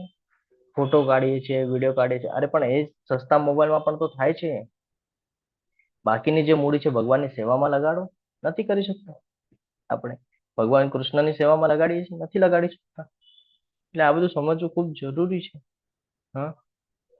પવિત્ર રાખવું એટલે બેઉ બાજુથી પવિત્ર રાખવાનું છે. આંતરિક શુદ્ધિ પણ હોવી જોઈએ ને બાહ્ય શુદ્ધિ પણ હોવી જોઈએ. બહારથી જેમ આપણે સ્નાન કરીને સ્વચ્છ કરીએ છીએ, સાત્વિક આહાર લઈએ છીએ, એવી રીતે આપણે આંતરિક શુદ્ધિ પણ જરૂરી છે કે ઈર્ષાથી રહિત હોવું જોઈએ, છળ કપટનો ભાવ ન હોવો જોઈએ આપણી અંદર, અને સતત ભગવાનનું સ્મરણ હોવું જોઈએ જેમ નામાચાર્ય કરી રહ્યા હતા. આ સમજવું જરૂરી છે કે આપણે કોઈ વાર એક ઉદાહરણ લઈએ આપણે કે પાણીનો ગ્લાસ છે સમજી લો. ઓકે, એ બહારથી જોઈએ તો આપણને ખૂબ ચમકદાર દેખાય ને એવો દેખાય, અથવા તો કાં તો ગંદો દેખાય, પણ અંદરનું પાણી મહત્વનું છે ને. પાણીને ઇમ્પોર્ટન્સ આપવાનું છે ને તમારે. ગ્લાસને ઇમ્પોર્ટન્સ આપવાનું છે કે નહીં? બહાર તો ડિઝાઇન વાળો છે. ક્યારેક ક્યારેક થાય એવું કે ભાઈ ગ્લાસ બહારથી ખૂબ સુંદર દેખાય પણ અંદર જોઈએ તો પીવાલાયક વસ્તુ ન હોય એની અંદર. આપણને ખાલી મોહિત કરવા માટે આપેલું હોય કે ભાઈ આ ગ્લાસ જોઈને આ મોહિત થઈ જાય ને ગ્લાસ પાસે આવે. સેમ એજ અહીંયા ઘટના છે. સિચ્યુએશન એવી ક્રિએટ કરીને મૂકી દીધી કે નામાચાર્યનું માઇન્ડ ડાયવર્ટ થાય, પણ ન થયું. શું કામ? ભૌતિક જગતમાં એને એમના જે કહીએ ને કે ભાઈ ઇન્ટરેસ્ટ જ નહોતો એમને કે હું કાંઈ આવી માધ્યમમાં ફસાઈશ કે આવી કોઈ સુખની ઈચ્છાઓ મને રહેશે. આવી રીતે પોતાને રાખવાનું છે. કારણ કે ઘણા સમયમાં તમને એવું થાય કે કોઈક કંઈક બતાડી દે કે આજો આપણે આવું કરવાનું છે, તમે તરત એમાં મોહિત, હા ચલો ચલો આવું કરીએ. અરે પણ ભક્તિમાં અવરોધ થઈ જશે એનું શું? અને થોડાક સમય માટેનું સુખ હોય, પાછું એ થઈ જાય, પૂરું થઈ જાય એટલે પાછું દુઃખ આવે, પાછું ટેન્શન, પાછું ચિંતાવાળું જીવન. તો કે યાર ન કર્યો હોત તો સારું થાત, મારી ભક્તિ છૂટી ગઈ, હવે હું ભક્તિ માટે પ્રયાસ કરું છું, મારી ભક્તિ ચાલુ નથી થઈ રહી, માળા કરવી છે, શરૂઆત નથી થઈ રહી. પછી આવું બધું થાય. એટલે પોતાને બહુ સંયમિત રાખવું જરૂરી છે. ઘણા બધા લોકો ભક્તની કેટેગરી એટલે એમ કે નકામો માણસ છે, પણ સૌથી કામનો માણસ એ જ છે કે કોઈ પણ સિચ્યુએશન વાળો સાધારણ મનુષ્ય છે ને વિચલિત થઈ જાય છે. મોટામાં મોટા કરોડપતિઓ વિચલિત થઈ જાય છે. એ લોકો પણ પૂજા વિધિ હવનની પાછળ લાગી જાય છે. એ લોકો પણ મોટિવેશનલ સ્પીકર પાસે ગાઈડલાઈન લેતા હોય છે. પરંતુ ભક્તો હોય કોઈ ચિંતા કરવાની જરૂરત નથી. જગન્નાથ બેઠા છે ને, રથયાત્રા છે, હવે ખબર છે ને તમને બધાને. તો આ ધ્યાનમાં રાખવાનું છે. બધા દુઃખોથી મુક્ત હોય એને ખબર છે ભાઈ ભગવાન બેઠા છે, આપણે ચિંતા કરવાની જરૂર નથી. આપણે ખાલી એના સાનિધ્યમાં રહેવાનું છે. બાકી એને જે ઠીક લાગશે એ પ્રમાણે એ નિર્ણય લેશે આપણા. અહીંયા પ્રહલાદ મહારાજની ઘટના છે. હું ઘટના લેતો નથી, ખાલી શ્લોક દ્વારા આપણે સમજવાનો પ્રયત્ન કરીએ. જે કોઈ કદી હર્ષ પામતો નથી કે કદી શોક કરતો નથી, જે પશ્ચાતાપ કરતો નથી કે કશું ઈચ્છતો નથી, અને જે શુભ તથા અશુભ બંને વસ્તુઓનો પરિત્યાગ કરે છે, તે ભક્ત મને અત્યંત પ્રિય છે કે છે. કદી હર્ષ પામતો નથી. ક્યારેક ક્યારેક આપણી સિચ્યુએશન આપણા મન પ્રમાણે જતી હોય છે, આપણે બહુ આનંદિત થઈ જઈએ છે ને. ક્યારેક સિચ્યુએશન આપણા વિપરીત જાય છે, આપણે શોક કરીએ છીએ, દુઃખ કરીએ છીએ. જ્યારે કે ભગવાને બીજા અધ્યાયમાં આપણને શું કીધું છે સુખ અને દુઃખ વિશે? હરે કૃષ્ણ. શું કે છે આપણને સુખ અને દુઃખ વિશે? બીજા અધ્યાયની અંદર શું જ્ઞાન આપે છે ભગવાન આપણને? સુખ અને દુઃખ કેવું છે? એ આવતું જતું રહે એમ. હા ઋતુ સમાન છે. હા, ઋતુ સમાન છે. એક પછી એક પછી એક આવવાનું જ છે. તો આપણે એમાં વિચલિત થવાનું છે કે નથી થવાનું? પશ્ચાતાપ કરવાનો છે કે નથી કરવાનો? જ્યારે આપણા મનના વિરુદ્ધ કોઈ સ્થિતિ થાય છે તો આપણી ઈચ્છાઓ હજી પ્રબળ થઈ જાય છે કે આણે આમ કર્યું ને, હવે તો હું આમ જ કરીશ. પણ ભક્તનું એવું નથી હોતું. ભક્તની સાથે કોઈ પણ સિચ્યુએશન આવે ને એનું સંતુલન કોઈ દિવસે કહીએ ને ગુમાવી ન દે, કોઈ દિવસે નહીં. કોઈ પણ પરિસ્થિતિ આવવા દો. તમે ક્યારે પણ જોજો, એક હું તમને જોયેલી ઘટના તમારી સાથે શેર કરું છું કે એક વ્યક્તિ હતો, પહેલા ખૂબ સાધારણ હતો, પછી ધીરે ધીરે ભક્તિમાં આવ્યા, ધીરે ધીરે ભક્તિ કરવા માંડ્યા. એક એવી કેટેગરી નિર્માણ થઈ ગઈ કે એમનું સ્ટ્રક્ચર, જે વ્યક્તિને પહેલા તમે જુઓ ને તમને એમ થાય કે આ શું કરી શકશે, આ શું બોલી શકશે, અથવા તો આ જીવનમાં કાંઈ જ નહીં કરી શકે, આવું લાગતું હતું. એ જ વ્યક્તિ આજે કહીએ ને કે ભાઈ ઘણા બધા ભક્તોને માર્ગદર્શન કરે છે. ક્યારે કરી શક્યા? જ્યારે સંતુલન જાળવી રાખ્યું, ભગવાનની સાથેની કનેક્ટિવિટી બનાવી રાખી, ત્યારે આ બધું પડશું. તો જે વસ્તુ આપણે નથી પણ કરી શકતા ને એ પણ ભગવાન આપણે આગળથી કરાવી લે છે. ક્યારે? ત્યારે આપણે ભગવાનના સાનિધ્યમાં રહે છે. પણ એ સંતુલન જાળવી રાખવું ખૂબ જરૂરી છે. સંતુલન એટલે આપણો અને ભગવાન વચ્ચેનો જે સંબંધ છે ને એને કહીએ ને કે ભાઈ કટિબદ્ધ રહેવું બહુ જરૂરી છે. કારણ કે આપણે ભગવાનના પ્લાનિંગ સમજી નથી શકતા. આપણને એમ થાય કે મારાથી આ નથી થઈ રહ્યું. નથી થઈ રહ્યું કારણ ભગવાને કરાવવા જ નથી માંગતા આપણી પાસે, એટલે નથી થઈ રહ્યું. જે કરાવવા માંગે છે ને એ કરશું ને તો ભગવાન જે જોઈએ છે ને એની મેળે આપી દે છે. આ સમજવાનું છે. આ ભગવાને ખૂબ સરસ રીતે આપણને સૂત્ર આપીને રાખેલું છે કે તું કરે એ છે જે તને જોઈએ છે, પણ થાય એ છે જે મને જોઈએ છે. એટલે તું કર એ જે હું તને કહું છું, તો થશે એ જે તને જોઈએ છે. પણ આપણે આ કોઈ દિવસે સમજતા જ નથી. આપણને એવું થાય છે નહીં નહીં, પેલા મારા મન જેવું કરો તો હું ભગવાનને માનું. તો ભગવાન કહે છે મારે નથી બતાડવું તને. આપણે પોતાને પ્રભુત્વ કરીએ છીએ ને કે હું કઈક છું, તો ભગવાન કહે છે ઓકે તું છે તો તું તારી જગ્યાએ, મને કોઈ વાંધો નથી, હું ક્યાં તને ના પાડું છું, તું કર. ફસાવાનો તું છે, મારે ક્યાં કઈ ચિંતા છે.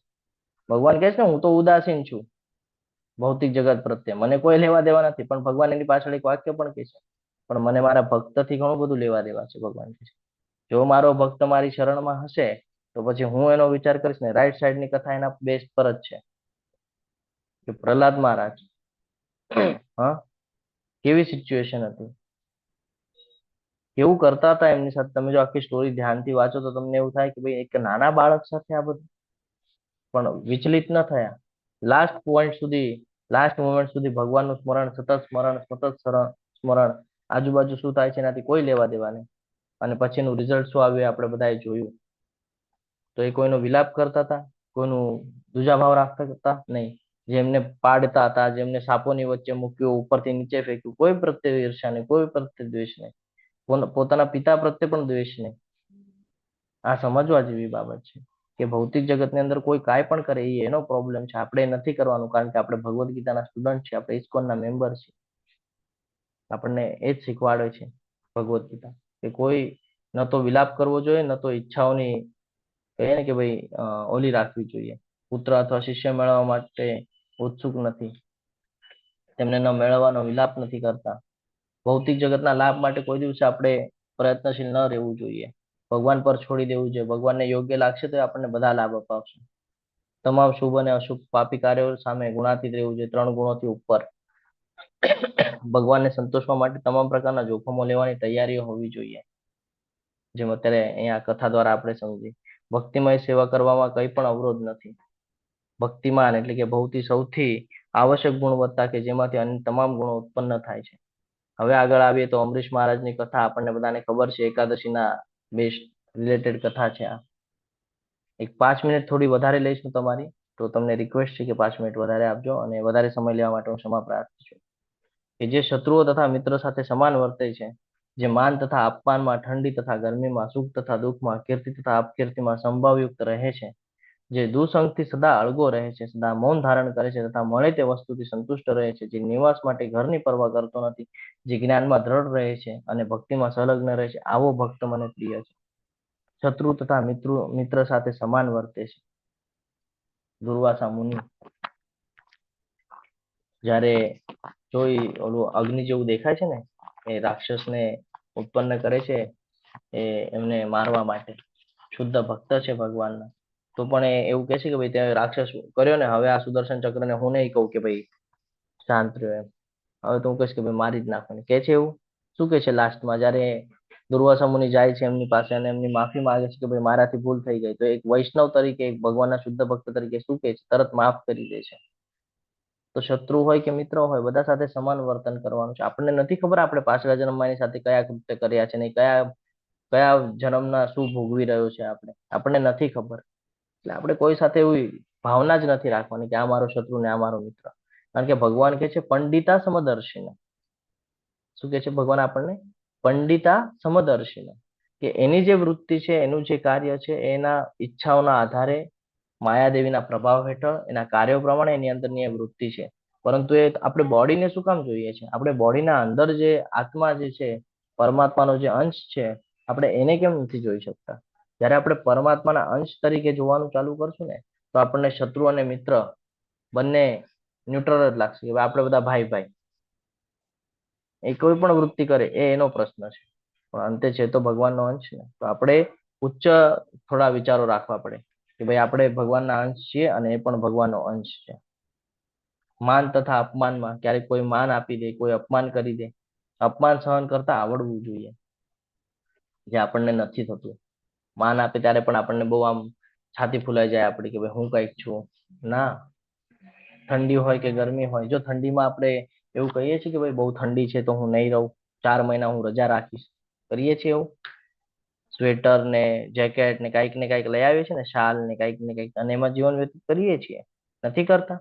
ગરમીના અંદર પણ આપણે કોઈને કોઈ ઉપકરણ એવું લઈ આવીએ છીએ, કોઈ વ્યવસ્થા હોય તો કોઈ એસી લઈ આવે, કોઈની હોય તો કોઈ કુલર લઈ આવે, કોઈની હોય તો કોઈ પંખા લગાડે, હા, ન હોય તો બારી બારણા ખુલ્લા રાખે. કોઈક ને કોઈક માધ્યમથી કરે છે ને વ્યવસ્થા. સુખ હોય, દુઃખ હોય, કીર્તિ હોય, અપકીર્તિ હોય, બધામાં ન્યુટ્રલ રહેવાનું છે. ભગવાન કહે છે જો તું એમાં વિચલિત નહીં થાય ને, તો તું મારી સાથે કનેક્ટ થઈ શકીશ. જો તું એમાં વિચલિત થયો તો પાછો ભૌતિક જગતમાં ફસાઈ જશે. અને ભૌતિક જગતમાં ફસાવા માટે સૌથી મહત્વનું છે કે જે દુસંગથી અળગો રહે છે. દુસંગ એટલે શું ખબર છે? હરે કૃષ્ણ. દુસંગ એટલે ભૌતિક જગતની એવી ક્રિયાઓ કે જે કર્મના બંધનમાં લાવી આપણને ભગવાનથી અલગ કરે છે, એ બધું દુસંગમાં આવે છે. એવી ક્રિયાઓ જે ભૌતિક જગતની છે અને જે ભગવાનથી આપણને અલગ કરે છે, એ બધી દુસંગ છે આપણી માટે. તો એનાથી હંમેશા અલિપ્ત રહેવાનું છે, એનાથી અલગ રહેવાનું છે.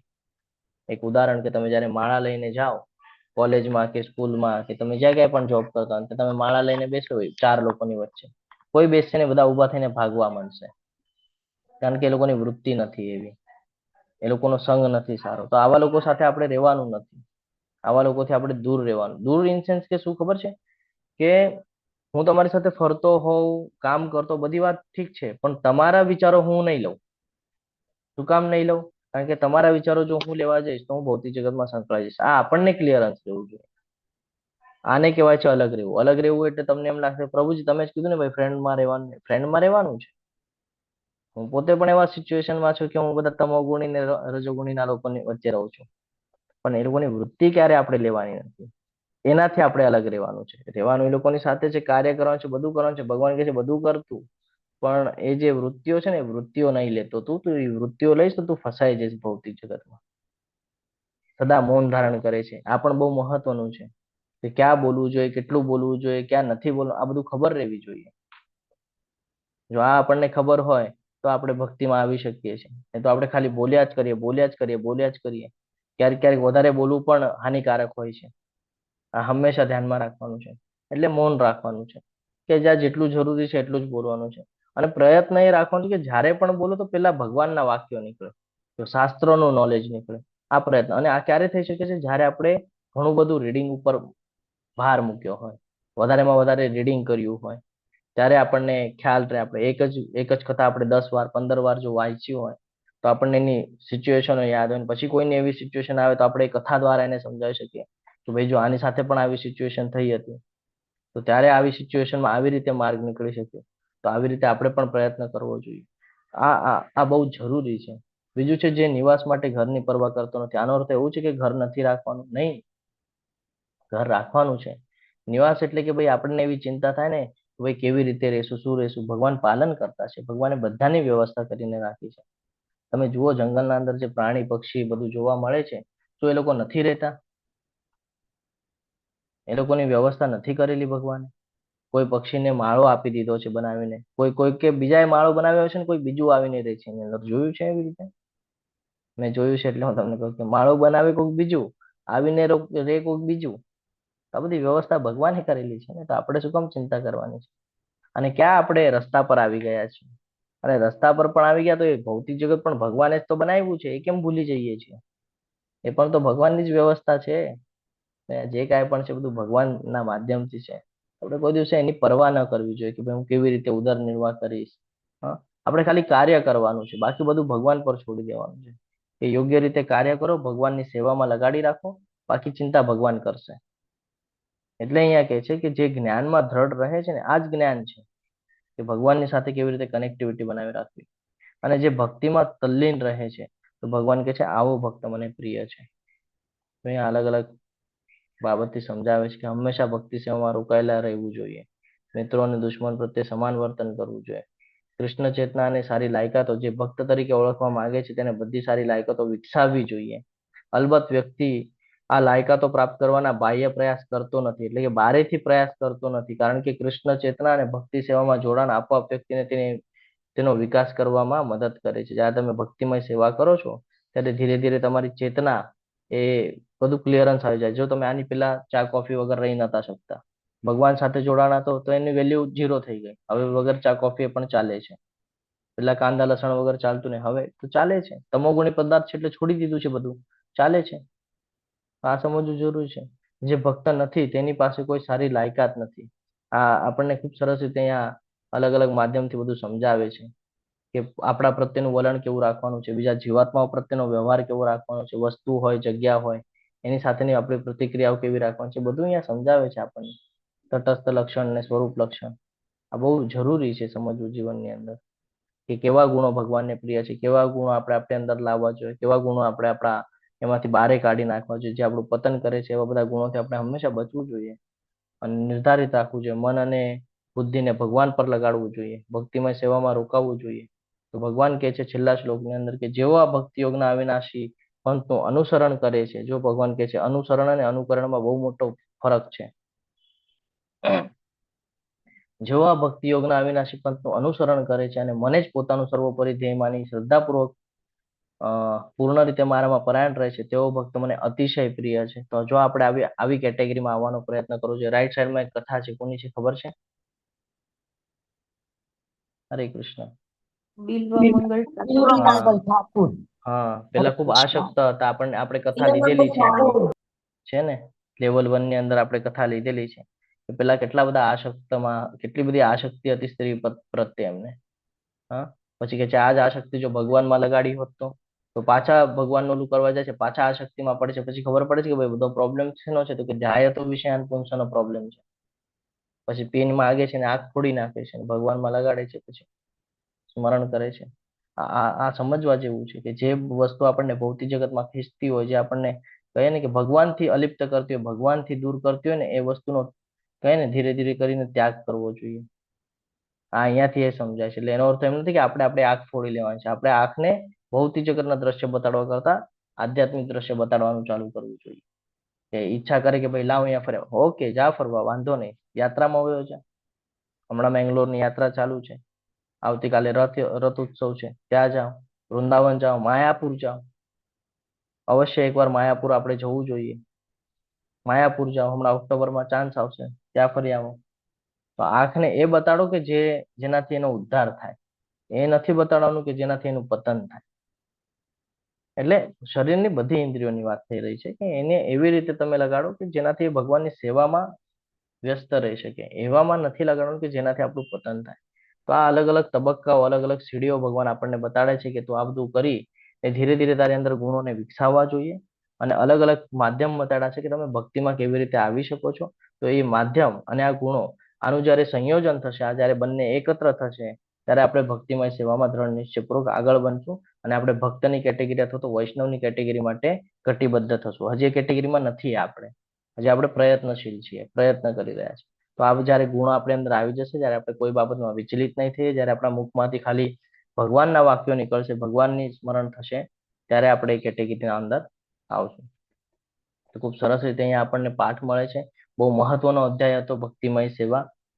અને ઘણા બધા લોકોને ઘણા બધા અધ્યાયો ખૂબ પસંદ આવતા હોય, તો રીતે મારો પણ એક અધ્યાય છે જે મને ખૂબ કહે ને કે ભાઈ પ્રેરણા દઈ જાય છે કે તમે તમારા માધ્યમને ચેન્જ, એટલે રસ્તો જે છે એ રસ્તાને ચેન્જ કરવાનું છે, ક્રિયાને ચેન્જ નથી કરવાનું. ભગવાન કહે છે કર્મ તો તારે કરવાનું છે, તારું કર્મ ચેન્જ નહીં કર, જે ચાલુ છે ચાલવા દે, એનો માર્ગ બદલી દે. તું ઓફિસ જાય છે, જા ઓફિસ, કોઈ વાંધો નથી, ભગવાન કહે છે. પણ ઓફિસના ગયા પછી તું જે ભૌતિક વિચાર કરે છે છોડીને તું આધ્યાત્મિક વિચાર કરતો જા, તો ધીરે ધીરે તું મારી સમીપ આવીશ. તો આવી રીતે ભગવાન આપણને માર્ગ આપે છે, અલગ અલગ તબક્કાઓ આપે છે કે તું આવી રીતે કરી શકે છે. તને આ નથી ફાવતું તો આ કર, આ નથી ફાવતું તો આ કર. એવી રીતે આપણને અલગ અલગ માધ્યમ બતાડે છે. અને એની સાથે આપણને ગુણો આપે છે કે આ ગુણો ધીરે ધીરે તારામાં વિકસાવ. બસ આટલું પણ કરી લઈશ ને, ભગવાન કહે છે તો પણ તું મારી પાસે આવી જશે. તો આટલી બધી કૃપા ભગવાન આપણા ઉપર કરે છે. એટલે હંમેશા ધ્યાનમાં રાખવાનું છે, સૌથી પ્રિય છે જે કૃષ્ણને તેના જીવનનું લક્ષ્ય બનાવે છે. સેન્ટરમાં, કેન્દ્રમાં કૃષ્ણ હોવા જોઈએ. તેઓ ભક્તિ સેવાના અવિનાશી માર્ગને અનુસરે છે. કૃષ્ણને તેમના જીવનના સર્વોચ્ચ લક્ષ્ય તરીકે બનાવો, સંપૂર્ણપણે પોતાને વિશ્વાસ સાથે જોડો. અને આ સાથે તમે બધાએ ખૂબ શાંતિપૂર્વક સાંભળ્યો, એટલે તમારા બધાનો હું ખૂબ આભાર વ્યક્ત કરું છું. આજનો અધ્યાય ભક્તિમય સેવાનો અહીંયા પૂર્ણ થાય છે. વાંછા કલ્પતરુભ્યશ્ચ કૃપા સિંધુભ્યૈવ ચ પતિતાનાં પાવનેભ્યો વૈષ્ણવેભ્યો નમો નમઃ. અનંત કોટિ વૈષ્ણવ વૃંદ કી જય, ભગવદ ગીતા કી જય, શ્રીલ પ્રભુપાદ કી જય, સદગુરુદેવ કી જય. હરે કૃષ્ણ કૃષ્ણ કૃષ્ણ હરે હરે, હરે રામ રામ રામ હરે હરે. હરે કૃષ્ણ સર્વને દંડવત પ્રણામ. હું આશા રાખું છું કે તમને વ્યવસ્થિત રીતે સમજાણું હશે.